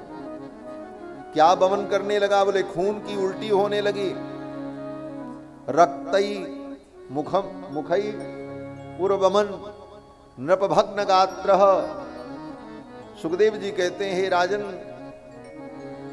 जब काली नाग के फण पर भगवान ने अपने चरण को रखा, तच्चित्र तांडव विरुग्न फणात पत्रो रक्तम मुखैरुर्वमन नृपभग्न गात्र। उसने बमन किया। किसका बमन? बोले खून निकला और रक्त के साथ साथ उसका विष भी बाहर हो गया। गोपियां कहती हैं, ऐसी ही लीला आप मेरे साथ करो, अपने चरण को मेरी छाती पर रखो। उसका परिणाम यह होगा कि मेरे अंदर जो रक्त है वो निकल जाए। रक्त माने राग। जब हम कहीं रक्त हो जाते हैं, हमारे अंदर रक्त होता है, तो हम उस राग में, रक्त में बंध जाते हैं, अनुरक्त हो जाते हैं। और वो रक्त निकल जाए तो हम विरक्त हो जाते हैं। विगतो रक्तः विरक्ता, उसी को कहते हैं वैराग्य। गोपियों ने कहा, जो हमारे हृदय में रक्त है, राग है। रक्त कहाँ होता है? बोले रक्त संबंध में ही व्यक्ति रक्त होता है। ये मेरा बेटा, ये मेरी बेटी, ये मेरा परिवार, जहां जहां रक्त संबंध होगा वहां वहां वो रक्त होगा। लेकिन वो रक्त छूट जाए, वही विरक्त हो जाता है, वही वैराग्य। गोपियों ने कहा, हमारा जो राग है उस राग को मिटा दो, रक्त को मिटा दो। आप चरण रखोगे तो वो रक्त निकल जाएगा। और काली नाग के फण पर भगवान ने चरण को रखा तो रक्त तो निकला ही, साथ में विष भी निकल गया काली नाग। गोपियां कहती, हमारे अंदर भी विष है। बोले विष क्या है? बोले संसार का जो विषय है यही विष है। रूप रस गंध स्पर्श शब्द, ये जो विषय भोग है यही विष है। इस विषय को आप हमारे हृदय से विष को निकाल दो। गोपियों ने कहा, हम तो आपकी दासी हैं।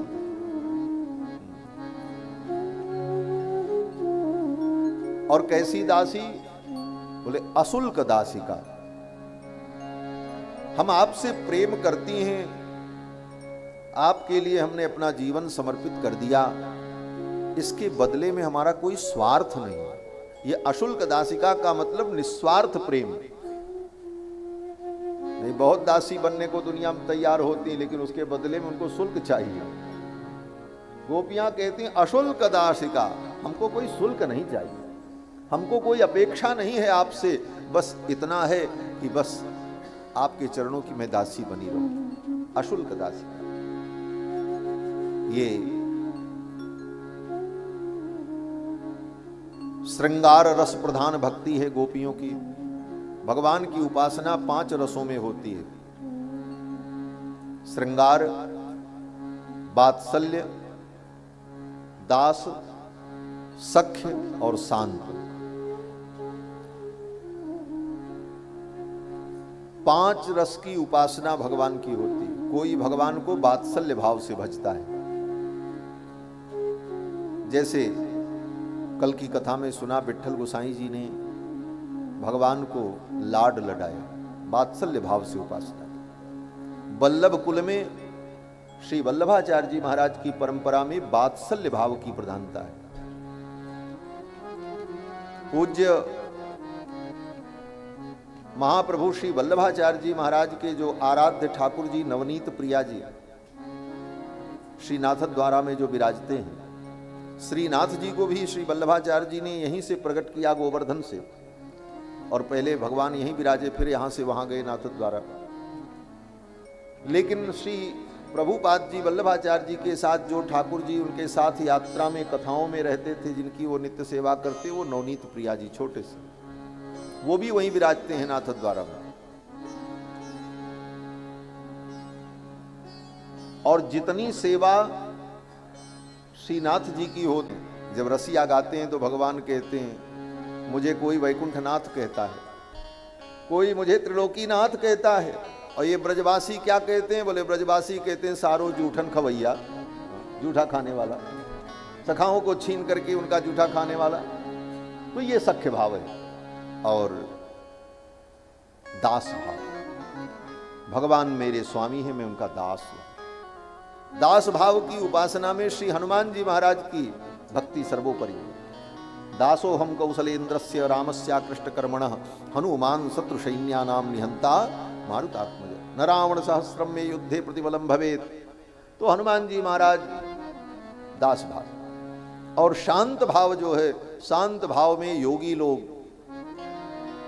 अपनी आत्मा के अंदर, आत्मा के रूप में, परम ज्योति के रूप में भगवान का जो चिंतन करते हैं, वो शांत भाव की उपासना। तो शांत भाव की उपासना, लेकिन चाहे श्रृंगार भाव हो, चाहे वो वात्सल्य भाव हो, चाहे मित्र भाव हो, चाहे दास्य भाव हो, चाहे शांत भाव हो, इन पांचों रसों में अंत में जब भगवान के वैभव का, भगवान के ऐश्वर्य का बोध होता है, तो सब भाव अंत में आकर के दास भाव में ही समाहित हो जाता है। इसीलिए दास भाव को सर्वोत्तम भाव भी कहा जाता है। इसीलिए दास भक्ति, भक्त अपने को दास ही मानता है। हाँ, तो भले किसी रूप की उपासना हो, लेकिन नाम पूछो तो क्या है? बोले रामदास, गोविंद दास, गोपाल दास, दास ही हैं। क्यों? बोले भगवान के ऐश्वर्य का ज्ञान होते ही वो दास भाव आ जाता है। इसीलिए गोपियां भले श्रृंगार रस में भगवान का अनुभव करती हैं, लेकिन भगवान के ऐश्वर्य का जब चिंतन करती हैं तो कहती हैं अशुल्क दासिका, मैं दासी हूं, अशुल्क दासिका। अर्जुन भगवान को अपना सखा समझते हैं, लेकिन जब भगवान ने अपने विराट रूप को दिखाया तब अर्जुन ने कहा महाराज हम तो आपके दास हैं, हमने तो बहुत बड़ी गलती कर दी। सखेत मत्वा प्रसभम यदुक्तम, हे कृष्ण हे यादव हे सखेती, आपको हमने सखा समझ करके आपके साथ कितने दुर्व्यवहार भी कर डाले। कभी कभी आपसे हमने प्रतिस्पर्धा भी की, आपके समकक्ष हम भी आसन पर बैठ गए, हमें नहीं करना चाहिए था, लेकिन हमने सखा समझ करके सब किया, ये कहने लगे। तो सख्य भाव में भी ऐश्वर्य का बोध होने पर अंत में दास भाव ही आकर के टिकता है। सुग्रीव भी भगवान के सखा हैं, लेकिन कहते क्या हैं कि अब प्रभु कृपा करो, यही भांति सब तज भजन करो दिन रात। तो दास भाव, इसीलिए हमारे आचार्यों ने दास भाव को विशेष महत्व दिया, क्योंकि वेद भी कहता है दास भूता सतः सर्वे ह्यात्मन परमात्मन, सभी जीव भगवान के दास हैं। वयम ब्रह्म दासा, वेद कहता है कि वयम ब्रह्म दासा, हम सब उस परमात्मा के दास हैं। तो गोपियां भी कहती हैं यहाँ पर अशुल्क दासिका, हम आपकी दासी हैं, आप हमें दर्शन दो। आज रुक्मिणी विवाह तक कथा करनी है क्या? है?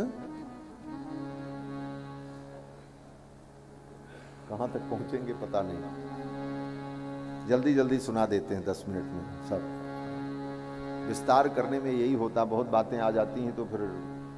श्री सीता रामचंद्र भगवान की जय। गोपियों ने बहुत सुंदर गीत गाया, इसका नाम गोपी गीत है। और फिर भगवान गोपियों के इस प्रेम को देखकर, उनके रुदन को देखकर भगवान प्रकट हो गए। रुरुदुः सुस्वरम राजन कृष्ण दर्शन लालसा, कृष्ण दर्शन की लालसा से गोपियों ने जब रो करके भगवान को पुकारा तो भगवान उन्हीं गोपियों के मध्य में प्रकट हो गए। तासामाविर्भूच्छौरिस्मयमान मुखाम्बुज पीतांबरधर स्रग्वी साक्षान् मन्मथ मन्मथ। करोड़ों करोड़ों कामदेव के दर्प का दलन कर देने वाले कोटि कोटि कंदर्प दर्प दलन पटियान महतो महियान सर्वतो ज्यायान भगवान उन गोपियों के मध्य में प्रकट हो गए। फिर तो गोपियों ने जब देखा तो चारों तरफ से भगवान को घेर लिया, कहीं फिर न भाग जाएं। हाँ, बड़े मुश्किल से तो मिले, इतना ढूंढने के बाद, इतना रोने धोने के बाद। किसी गोपी ने हाथ पकड़ लिया, किसी ने कमर में हाथ डाल करके पकड़ लिया, कोई चरण पकड़ करके बैठ गई, किसी ने पीतांबर पकड़ लिया, किसी ने कंधे पर हाथ रख करके कंधे को पकड़ लिया, घेर लिया चारों तरफ से गोविंद ने। कई श्लोकों में सुखदेव जी ने वर्णन किया। भगवान श्याम सुंदर जब प्रकट हुए तो सब ने तो चारों तरफ से भगवान को पकड़ लिया। एक गोपी थी, वो बेचारी कृष्ण के वियोग में रो रो करके, दुखी होकर के इतनी दुर्बल हो गई थी कि उसके अंदर उठने का साहस नहीं था कि वो उठ सके, चुपचाप पड़ी थी। शरीर में रंच मात्र भी शक्ति न थी। कृष्ण प्रकट तो हो गए, सब गोपियां कृष्ण को चारों तरफ से घेर रखी हैं, लेकिन उसके अंदर साहस नहीं कि वो उठ करके कृष्ण के सन्निकट जा सके। अब उसके अंदर शक्ति और प्रेम का संचार कैसे हो, तो भगवान श्याम सुंदर ने अपने चर्वित तांबूल का प्रसाद दिया उस गोपी को। तांबूल चर्वितम सुखदेव जी कहते हैं। भगवान श्याम सुंदर पान चबा रहे थे, पान की बीड़ी मुख में थी। उस पान की बीड़ी के रस को भगवान श्याम सुंदर उसी गोपी के सन्निकट जाकर के विसर्जन करने चले। गोपी ने हिम्मत करके अपने दोनों हाथों को ऐसे किया और श्याम सुंदर ने ज्यों ही तांबूल रस का विसर्जन किया, गोपी ने अपने हाथ में ले लिया और उसका पान कर लिया। और कृष्ण के तांबूल चर्वित रस का पान करते ही उस गोपी के हृदय में और शरीर में ऐसी ऊर्जा उत्पन्न हो गई कि वह भी उठ करके गोविंद कृष्ण का आलिंगन करने लगी। सुखदेव जी कहते हैं कि हे राजन, इस प्रकार सभी गोपियों ने भगवान को पाकर के आनंद का अनुभव किया। फिर भगवान को एकांत में ले जाकर के गोपियों ने बैठाया और बहुत सारे प्रश्न पूछे। भगवान ने उन प्रश्नों का उत्तर दिया है। और फिर महारास लीला हुई। महारास लीला में जितनी गोपी उतने कृष्ण। कृत्वा तावंत मात्मानम यावतिर गोपयोषिता। जितनी गोपियां थीं उतने ही रूप भगवान ने धारण कर लिए। एक गोपी एक कृष्ण, एक गोपी एक कृष्ण। और फिर ये महारास लीला हुई। और इस महारास लीला में केवल गोपियां ही सम्मिलित नहीं हुई। इस महारास लीला में स्वर्ग की देवांगनाएं भी गोपी बन करके आईं। चारों वेद की जो ऋचाएं हैं वो ऋचाएं गोपी बन करके आईं।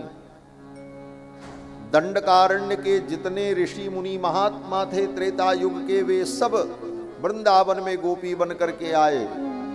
पुरा महर्षय सर्वे दंडकारण्यवासिनः। वे दंडकारण्यवासी मुनि महात्मा भी गोपी बन करके आए। और क्या कहें, कैलाशवासी कपालमाली शशांक शेखर भगवान शिव, वह भी गोपी बन करके आए। वृंदावन में गोपेश्वर महादेव का मंदिर आज भी है। पार्वती आई, ब्रह्माणी, रुद्राणी, इंद्राणी, ये सब रासलीला में आई और भगवान की लीला में नृत्य करती हैं, गोविंद की सेवा करती हैं। पार्वती जी जब आने लगी तो भगवान शंकर ने कहा, कहाँ जा रही हो? पार्वती जी ने कहा, हम जा रहे हैं रासलीला में वृंदावन। भगवान शंकर ने कहा, हमको भी ले चलो। पार्वती जी ने कहा, वहां पुरुष का प्रवेश ही नहीं। भगवान शंकर ने कहा, हमको भी स्त्री बना दो। बोले कैसे बना दे? बोले श्रृंगार कर दो। फिर तो महाराज पार्वती जी ने भोलेनाथ का जो श्रृंगार किया, चोटी बना दी, नाक में नथ पहना दी, वो सब इच्छू बिच्छू सांप सब हटा दिए और बढ़िया कुंडल, हार, हाथ में बाजूबंद चूड़ियां, मुद्रिकाएं कमर में करधनी, पाव में पावजेब, बोर पात सांकली सब लगा करके सजा दिया महाराज। ऐसा श्रृंगार किया भोलेनाथ का, दर्पण दिखाया तो भोलेनाथ मुस्कुराने लगे और भोलेनाथ ने कहा, देवी अब मैं पूरा स्त्री लग रहा हूं। पार्वती जी ने कहा, लग रहा हूं ऐसा मत बोलो, लग रही हूं ऐसा बोलो, नहीं तो भेद खुल जाएगा। भगवान शंकर ने कहा, ठीक है सावधान रहेंगे। थोड़ी दूर जब साथ में चले तो भगवान शंकर तो महापुरुष हैं, पुरुष वाली चाल में चल रहे थे। श्रृंगार तो स्त्री का, लेकिन चाल पुरुष वाली। पार्वती जी ने कहा, ऐसे ही चलोगे तो वहां पहचान लिए जाओगे, प्रवेश नहीं होगा रासलीला में। बोले तो कैसे चलें? पार्वती जी ने कहा, जैसे स्त्री चलती हैं उस प्रकार चलो। बोले सिखा दो। फिर तो पार्वती जी आगे चलती हैं और चल करके उनको सिखाती हैं। बोले ऐसे चलो, लचकते हुए मटकते हुए। हाँ, नारी की जो चाल है। फिर तो भगवान शंकर वो सीख रहे हैं और सीख करके सज धज करके चलने लगे। थोड़ी दूर चलते हुए भगवान शंकर ने कहा, अब मेरी चाल स्त्रियों जैसी हो गई, अब हम स्त्री जैसे चल रहे हैं। पार्वती जी ने कहा, फिर गड़बड़ हुआ। बोले अब क्या गड़बड़ हुआ? बोले चल रहे हैं नहीं, चल रही हूं ऐसा बोलो। भगवान शंकर ने कहा, ये तो बड़ा गड़बड़ है, ये धोखा हो सकता है। बोले तो वहां धोखा हो जाएगा तो सब लीला बिगड़ जाएगी। बोले तो क्या करें? पार्वती जी ने कहा, एक काम करो, आप मौन हो जाओ, बोलो ही मत। भगवान शंकर ने कहा, अगर किसी ने वहां पूछा, किसी गोपी ने कि तुम कौन हो, कहां से आई हो, नाम गांव कुछ पूछ लिया तो? पार्वती जी ने कहा, कुछ मत बोलना, इशारा कर देना, मैं बता दूंगी कि ये गूंगी सखी है, इसको बोलना नहीं आता, और फिर मुझे जो समझाना है वो मैं समझा दूंगी। भगवान शंकर ने कहा, चलो बहुत अच्छी बात है। फिर तो भगवान शंकर सज करके तैयार हो गए और पार्वती जी के साथ रास मंडल में आए, लीला में आए। और जब भगवान ने नृत्य किया तो उस लीला में, नृत्य में इतने भाव विभोर हो गए कि भगवान शंकर भूल गए कि हम गोपी बने हुए महाराज। हाँ, ऐसा नृत्य करने लगे, तांडव नृत्य। हाँ, कूदने लगे महाराज जोर जोर से, भाव विभोर हो गए। और जब जोर जोर से कूदने लगे तो सिर की साड़ी उधर सरक गई, कान का कुंडल उधर जाकर के गिरा, नाक की नथ उधर जाकर। पूतना को भेजा, आज तक नहीं आई। पूतना का पता लगाने के लिए भेजा जो है सकटासुर को, तो वो भी लौट के नहीं आया। तृणावर्त को भेजा, जाओ देखो भाई पूतना कहाँ है, सकटासुर कहाँ है, कोई अपडेट नहीं मिल रहा है, कितना काम हुआ कितना नहीं हुआ। जो गया वो लौट के ही नहीं आया। कहां सब चले जा रहे हैं? नारद जी ने कहा कि जितनों को तुमने भेजा सबको तुम्हारे शत्रु ने, उस कृष्ण ने मारा। बोले कौन है मेरा शत्रु? नारद जी ने कहा, नंद बाबा के घर में जो बालक कृष्ण है वही तुम्हारा शत्रु है, वही देवकी की 8वीं संतान है। रहस्य खोल दिया नारद जी ने, जाकर के बता दिया कंस को। कंस ने कहा, देवकी की 8वीं संतान तो कन्या थी। नारद जी ने कहा, तुम पागल हो, तुमको पता नहीं है। रातों रात वसुदेव जी ने अपने पुत्र को ले जाकर के अपने मित्र के घर, नंद बाबा के घर पहुंचा दिया, और वहां से कन्या लेकर के आए। और तुम्हारे सिपाही सैनिक गुप्तचर ये कुछ न कर सके। धिक्कार है तुम्हारे तंत्र को और तुम्हारे आदमियों को, तुम तो फोकट में मारे जाओ। आप तो कंस पागल हो गया। ऐसा पानी पर चढ़ाया महाराज नारद जी ने। नारद जी ने कहा, तुम मारे जाओगे। नारद जी ने जब इस प्रकार कहा तो कंस ने कहा, गुरुदेव मैं क्या करूं, आप ही कोई उपाय बताओ। नारद जी ने कहा, यही उपाय है कि अब किसी को मत भेजो, जिसको भेजोगे वो लौट करके नहीं आएगा। अब कृष्ण को यहीं बुला लो, और यहां कोई धार्मिक आयोजन करके कृष्ण बलराम को यहीं बुलाओ, और यहां तुम्हारे चारों तरफ आदमी हैं, कोई षड्यंत्र करके उनको मार देना। कंस ने कहा, ठीक है। उसी समय केसी नाम का एक असुर था, उसने कहा कि एक मौका मुझे दीजिए, मैं जा रहा हूं और कृष्ण को मार के आता हूं। कंस ने कहा, ठीक है जाओ। केसी आया घोड़े का रूप धारण करके, मुंह खोल करके भगवान को काटने के लिए दौड़ा। भगवान ने उसके मुख में अपना हाथ डाल दिया और हाथ को इतना बढ़ाया कि महाराज उसकी श्वास अवरुद्ध हो गई और उसका पेट फट गया, मर गया। जैसे पकी हुई ककड़ी बीच से फट जाती है करकटिका, उसी प्रकार से उसका पेट फट गया और वो मर गया। केसी जब मर गया तो नारद जी भगवान के पास आ गए। नारद जी ने आकर के भगवान से कहा, प्रभु आपकी जय हो, आपने केसी का उद्धार किया, अब आगे आपके द्वारा कुबलयापीड़ हाथी का उद्धार होगा, चाणूर मुष्टिक सल तोषल का उद्धार होगा, मथुरा में आप कंस का वध करेंगे और फिर आप द्वारिकापुरी बसाएंगे, फिर रुक्मिणी जी के साथ आपका विवाह होगा। आगे भगवान को जो जो लीला करनी है उन सब लीलाओं का नाम लेकर के वर्णन करते हुए नारद जी ने भगवान की स्तुति की। नारद जी ने कहा, प्रभु अब वृंदावन की लीला हो गई, बहुत माखन मिश्री खाया, खूब बंसी बजाई, अब जिस लिए आपका अवतार हुआ है वो कार्य करने के लिए आप मथुरा चलने को तैयार हो जाएं। नारद जी ने ये सब कह दिया और नारद जी विदा हो गए। कंस ने यज्ञ का आयोजन किया और अक्रूर जी को निमंत्रण पत्र दिया कि लेकर के जाओ और नंद बाबा से कहो अपने परिजनों के सहित कृष्ण बलराम को लेकर हमारे यज्ञ का दर्शन करने के लिए मथुरा आए। अक्रूर जी आए पत्र लेकर भगवान कृष्ण के पास। कंस ने जिन जिन लोगों को भेजा कोई लौट करके नहीं गए, अगर कोई गया तो केवल अक्रूर जी लौट करके गए। अक्रूर को भी कंस नहीं भेजा था। अक्रूर जी संबंध में भगवान के चाचा लगते हैं। निमंत्रण पत्र लेकर के आए। नंद बाबा अपने परिजनों को लेकर मथुरा में कंस के यज्ञ में सम्मिलित होने के लिए चल पड़े। रास्ते में अक्रूर जी जमुना जी में स्नान करने के लिए गए तो भगवान ने अक्रूर जी को अपनी माया का दर्शन कराया। फिर विश्राम घाट में विश्राम किया और सायंकाल नगर की सुंदर शोभा देख करके भगवान ने नंद बाबा से कहा, बाबा आपकी अनुमति हो तो हम लोग थोड़ा मथुरा में घूम लें। नगर में आए हैं, पहली बार बालक सब नगर में आए थे। नगर की सुंदरता को देखकर बड़े बड़े राजपथ, दीप स्तंभ लगे हुए, बड़े बड़े प्रासाद, अट्टालिकाएं, नगर का सौंदर्य देखकर, बड़ी बड़ी बाजार दुकान, ये सब देखकर बच्चों के मन में हुआ हम भी थोड़ा घूमें। सखाओं ने भगवान से कहा, भगवान ने नंद बाबा से कहा, बाबा आपकी अनुमति हो तो थोड़ा हम नगर घुमावें।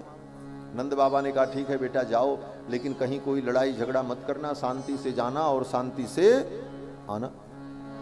भगवान चल पड़े सखाओं को लेकर और नगर में भ्रमण कर रहे थे। तब तक उधर से कंस का धोबी आ रहा था, कंस के कपड़े धुलता था, कपड़े उपड़े लिए हुए आ रहा था। वो उसके साथ कई सेवक थे, वो सब कपड़ा लिए हुए थे। वो आगे आगे चल रहा था छड़ी लिए हुए। बड़ा विचित्र वेश था उसका महाराज, काला काला, काले रंग का और खूब लंबा चौड़ा, इतनी बड़ी खोपड़ी और मस्तक में पगड़ी बांधे हुए और उसमें गिद्ध का पंख लगाए हुए, लाल लाल उसकी आंखें, बड़ी भयंकर मूछें और छड़ी लिए हुए चल रहा था। और कोई रास्ते में सज्जन व्यक्ति भी मिल जाए, वो अपने रास्ता जा रहा हो तो अहंकार के कारण, अभिमान के कारण वो कहता था, हट जाओ सामने से, सबको डांटता फटकारता जा रहा था।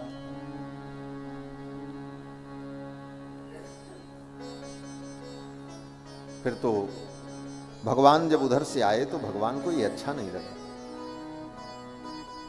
ये तो बड़ा धृष्ट है, सबका अनादर कर रहा है, सबको अपशब्द बोल रहा है। भगवान ने कहा तो इसको दंड देना पड़ेगा। आकर के भगवान उसके सामने खड़े हो गए। उसने देखा और कहा, हट जा मेरे सामने से। भगवान ने कहा, तुम ही हट जाओ, तुम ही हट जाओ। जो काम त्रेता में लक्ष्मण जी करते हैं वो काम द्वापर में भगवान कृष्ण करते हैं, क्योंकि लक्ष्मण भी रामानुज हैं और द्वापर युग में कृष्ण कौन है? रामानुज। वहां जब मिथिला में परशुराम जी ने कहा, लक्ष्मण जी घूर घूर करके देख रहे थे परशुराम जी को, राम जी तो बड़े सीधे साधे शांत शब्दों में जवाब दे रहे थे, तो परशुराम जी का थोड़ा क्रोध ठंडा हो रहा था। तब तक परशुराम जी की दृष्टि लक्ष्मण जी की ओर गई, लक्ष्मण जी घूर करके देख रहे थे। फिर तो परशुराम जी को और क्रोध आया। परशुराम जी ने राम जी से कहा, ये तुम्हारा भाई तो बड़ा पापी है महाराज। ये तुम्हारा छोटा भाई जो है ये तो बड़ा पापी है, और देखो कैसे हमको घूर घूर करके देख रहा है, इसकी दृष्टि को देख करके मुझे क्रोध आ रहा है। तो लक्ष्मण जी ने भी क्या किया, उस जलती हुई आग में एक आहुति और डाल दी। लक्ष्मण जी ने कहा, अगर हमें देख करके आपको क्रोध आ रहा है तो एक काम करो, आप अपनी आंखें बंद कर लो। मूदहु आंख कतहु को नाई, आंखें बंद कर लो, हमारा क्या दोष है। तो उसी प्रकार भगवान ने उससे कहा, जब उसने कहा है सामने से हट जाओ, तो भगवान ने कहा तुम ही हट जाओ, हम काहे को हट जाए, अगर तुमको इतनी परेशानी है तो तुम किनारे हट जाओ। उसने कहा, अरे तुम्हारी ये हिम्मत, जानते नहीं हो मैं कंस का धोबी हूं। भगवान ने कहा, जानते नहीं हो, तुम्हारे महाराज जो कंस हैं मैं उनका भांजा हूं, वो मेरे मामा है। भगवान ने सोचा अब तो सारी दुनिया जानेगी ही, तो बताने में क्या लगा है। भगवान ने कहा, वो हमारे मामा है, हम उनके भांजे हैं। उस धोबी ने कहा, जाओ जाओ। ऐसे ही सब लोग महाराज को अपना रिश्तेदार और नातेदार बताते रहते हैं। भगवान ने कहा, एक काम करो, ये जो कपड़े लिए हो ना, ये लाओ मुझे दे दो। बोले तुम्हें क्यों दे दें। भगवान ने कहा, ये कपड़े दे दो मुझे। उस धोबी ने कहा, तुम्हारे जैसे जंगल के लोग, गंवार लोग, जाहिल लोग ऐसे कपड़े नहीं पहनते, ऐसे कपड़े तो राजे महाराजे पहनते। ईदृशान्येव वासांसी नित्यम गिरि बने चराह। इतना सुनते ही भगवान को क्रोध आया और भगवान ने एक थप्पड़ मारी, तड़ाक से कनपटे, मस्तक कट करके उसका अलग हो गया, मर गया वो धोबी उसी समय। उन कपड़ों को भगवान ने ले लिया, सखाओं ने ले लिया, लेकिन वो कपड़े जो थे सब बहुत बड़े बड़े थे, कंस के वस्त्र। मथुरा में उसी समय भगवान का एक भक्त था, दर्जी, कपड़े सिलता था, पूरे परिवार के सहित आया और उसने काट करके उन कपड़ों को सखाओं के अनुकूल बना दिया। भगवान कृष्ण बलराम के अनुकूल बना दिया। उन वस्त्रों को धारण कर लिया भगवान ने, सखाओं ने धारण किया। जो कपड़ा पहले से पहने थे उन्हीं कपड़ों के ऊपर से पहन लिया। ये नहीं किया कि अपने कपड़े उतार दें, उन्हीं कपड़ों के ऊपर से उसको भी पहन लिया। आगे चले, सुदामा नाम का एक माली भगवान का भक्त मथुरा में था, फूल बेचता था। भगवान उसके द्वार पर पहुंचे और उसने भगवान को माला पहनाई और भगवान ने उसको भक्ति का वरदान दिया। फिर आगे भगवान चले, तब तक उधर से कंस की दासी आ रही थी, कंस के लिए चंदन ले जाती थी। उसका नाम सैरंध्री था। 3 जगह से टेढ़ी थी, उसे कुबड़ निकला हुआ था, कुब्जा थी। चंदन लेकर के आ रही थी थाली में। भगवान ने उसे रोका और कहा, अरे सुंदरी, ये चंदन मुझे दोगी? कुब्जा ने भगवान को ऊपर से नीचे तक देखा, बड़ी बुद्धिमान थी महाराज, और ऐसे भी स्त्रियां बड़ी बुद्धिमान होती हैं। लिखा है कि पुरुष से 4 गुना ज्यादा बुद्धि स्त्री को होती है। बुद्धिर चापी चतुर्गुणा, बड़ी चतुर थी महाराज। उसने सोचा कि देखो, जिसने इनका विरोध किया उन सबको इसने मार दिया, अगर मैं भी विरोध करूंगी तो मैं भी मारी जाऊंगी। इससे अच्छा है इनका विरोध करना ठीक नहीं, ये जो कहें वही मान लेने में भलाई। यही चतुर। मारौ महाबलौ पुंडरीक विशालाक्षौ चीर कृष्णा जिनांबरौ। जिसने मेरा नाक कान काटा है वो तरुण है, जवान है। ठाकुर जी की जवानी उसके हृदय में बस गई थी महाराज। वो कहती है वो बड़े जवान हैं, युवा हैं, रूप संपन्नौ, बड़े सुंदर हैं, सुकुमारौ, बड़े सुकुमार हैं, महाबलौ, बड़े विशाल बलिशाली हैं, पुंडरीक विशालाक्षौ, उनके आंख बड़े सुंदर हैं, आंखें उनकी बड़ी सुंदर हैं। इस प्रकार भगवान का वर्णन किया। और सच में भगवान इतने सुंदर तो है ही हैं। वो भाई आया खरदूषण, शूर्पणखा ने दूर से दिखाया, यही है जिसने हमारा नाक कान काटा था। बड़े ताव में धनुष बाण लेकर के आया था खरदूषण, दोनों भाई आए थे, आज ही चल करके अभी उसको मार देंगे। लेकिन भगवान के सामने पहुंचने के बाद भगवान को देख करके खरदूषण के हृदय का भाव बदल गया हमारा। खरदूषण ने अपने मंत्री से कहा, एक काम करो, जाओ जाकर के इनसे कह दो कि चुपचाप अपनी पत्नी को यहां छोड़ दें और जंगल छोड़ करके चले जाएं, हम इनको मारेंगे नहीं। क्यों नहीं मारेंगे भाई, तुम मारने के लिए आए थे तो मारो, लड़ाई करो। खरदूषण ने कहा, यद्यपि इन्होंने मेरी बहन का नाक कान काटा है, लेकिन इतने सुंदर हैं कि इनको मारने का मन नहीं करता है, कैसे मारे? यही खरदूषण ने कहा। यद्यपि भगनी कीन कुरूपा, यद्यपि भगनी कीन कुरूपा, बदलायक नहीं गुरु से अनुपा, बदलायक नहीं गुरु से अनुपा। खरदूषण ने कहा, यद्यपि भगनी कीन कुरूपा, बद लायक नहीं पुरुष अनुपा। तो शूर्पणखा बड़े भाव से आई थी, लेकिन भगवान ने उसका नाक कान काट लिया। शूर्पणखा का गोपियों ने बड़ी श्रद्धा से स्मरण किया है भागवत में, ये भी जान लो। गोपियों ने शूर्पणखा का बड़े भाव से स्मरण किया है भागवत में। कहां पर स्मरण किया है? बोले, जब उद्धव जी आए थे भगवान का संदेश लेकर के वृंदावन, तो उद्धव जी ने जब भगवान के विषय में वर्णन किया तो गोपियां उद्धव जी को जब खरी खोटी सुनाने लगी, तो गोपियों ने जो गीत गाया उसका नाम है भ्रमर गीत। और उस भ्रमर गीत में गोपियां उद्धव से कहती, उद्धव ये तुम्हारा जो कृष्ण है ना, ये आज का कपटी नहीं है, ये बड़ा पुराना कपटी है। हमारे साथ तो कपट किया ही किया, अपने प्रेम के झांसे में डालकर, और फिर हमें दुखी छोड़कर स्वयं मथुरा चला गया। और मथुरा की नगर की नागरियों को पाकर, नगर की उन बधूटियों को पाकर के हम ग्राम्याओं को, गांव की गंवारन को कृष्ण भूल गए। गोपियों ने आरोप लगाया। गोपियां कहती, वो तो बड़ा कपटी है महाराज, वो आज का कपटी नहीं है, उसके कई जन्म का वृत्तांत मैं जानती हूं। हाँ। गोपियों ने कहा, राजा बलि को देखो, बलि की कितनी श्रद्धा थी, अपने गुरु की बात नहीं मानी और इनका स्वागत किया। और इन्होंने क्या किया? बोले, 3 पग पृथ्वी के नाम पे राजा बलि का सब कुछ छीन लिया। ये कपट नहीं था? दिखाने के दांत अलग और खाने के दांत अलग। दिखाते समय इतने बड़े पांव थे और नापते समय पांव इतने बड़े कर लिए, इतना बड़ा धोखा किया। और तो और त्रेता युग में जब इसने रामावतार लिया था, गोपियां कहती, उद्धव स्त्री अकृत विरूपाम, उस बिचारी शूर्पणखा को कुरूप बना दिया। कितने भाव से आई थी, इनके स्वरूप को देखकर मुग्ध हो गई थी, और उसका नाक कान काट लिया।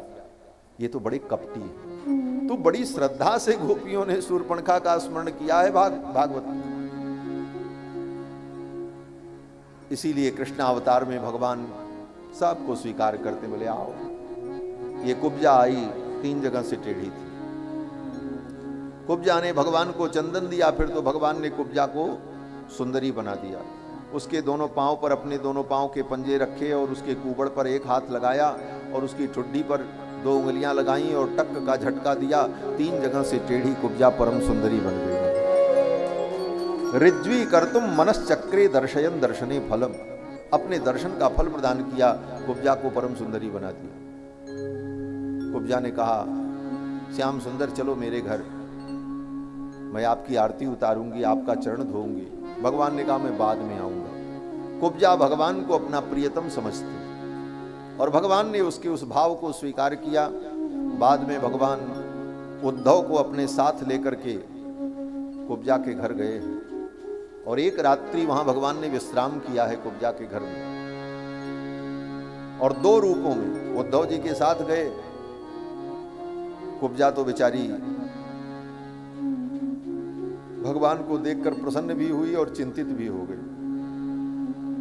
आए तो गोविंद कृष्ण इतनी प्रतीक्षा के बाद, लेकिन साथ में एक सिरदर्द लेकर के आए। किसको? बोले उद्धव को। जिससे हमारा प्रेम हो, हमारे और उसके बीच में कोई न हो, तब भाव प्रकट होते हैं। दो प्रेमियों के बीच में कोई भी व्यवधान सह्य नहीं होता।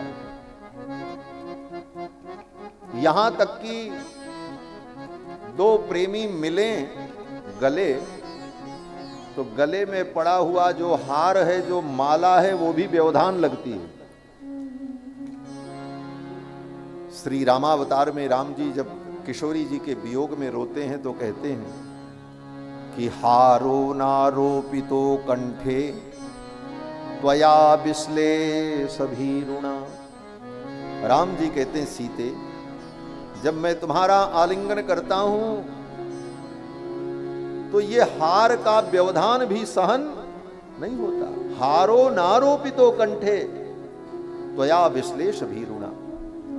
लेकिन आज विधि का विधान देखो, हमारे तुम्हारे बीच में एक हार का व्यवधान भी स्वीकार्य नहीं, लेकिन आज विधान क्या बना है, विधि ने क्या लीला की है। हमारे और तुम्हारे बीच में ये समुद्र, ये पर्वत, इतनी दूरियां, ये कह करके राम जी ने विलाप किया।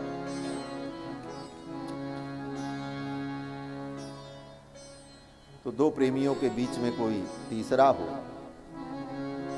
ये तो सही नहीं। कुब्जा को बड़ा दुख हुआ कि अपने तो आए, ठीक किया, लेकिन ये सिरदर्द उद्धव जी को ले आए, वो भी ज्ञानी को ले आए। ज्ञानी की दृष्टि में प्रेम ओम तो सब ये व्यर्थ की बातें होती, और ऐसे भी उद्धव बड़े ज्ञानी है महाराज। भगवान ने लीला की, भोजन हुआ, भोजन वोजन करने के बाद भगवान ने उद्धव से कहा, ओ कुब्जा से कहा, मेरे शयन की व्यवस्था कहाँ है। कुब्जा ने बिस्तर लगा दिया, बगल में वहीं उद्धव का बिस्तर लगा दिया। भगवान ने कुब्जा से कहा, जाओ अब विश्राम करो, हम भी विश्राम करने जा रहे हैं। बगल में उद्धव और भगवान विश्राम करके दोनों कुब्जा अपने कक्ष में गई, रोने लगी। एक क्षण का भी एकांत न मिला, मैं कृष्ण से अपने मन की बात न कह पाई, कृष्ण का आना व्यर्थ हो गया। और कुब्जा अपने कक्ष में बैठकर रो रही थी। तब तक भगवान श्याम सुंदर कुब्जा के कक्ष में प्रकट हो गए। एक रूप से उद्धव जी के साथ वहां बिस्तर पर सो रहे हैं, और एक रूप से भगवान कुब्जा के कक्ष में प्रकट हो। कुब्जा ने देखा, आप यहां, आपके सखा उद्धव कहां हैं? भगवान ने कहा, वो सो रहे हैं। बोले, उनकी निद्रा भंग हो जाएगी। कुब्जा ने कहा, भगवान ने कहा, जाओ देख करके आओ। कुब्जा गई देखने, तो देखती क्या है, उद्धव जी भी सोए हैं, भगवान भी सोए हैं। तब कुब्जा ने समझ लिया, ये सर्वेश्वर हैं, अनेक रूप रूपाय विष्णवे प्रभ विष्णवे। एक रूप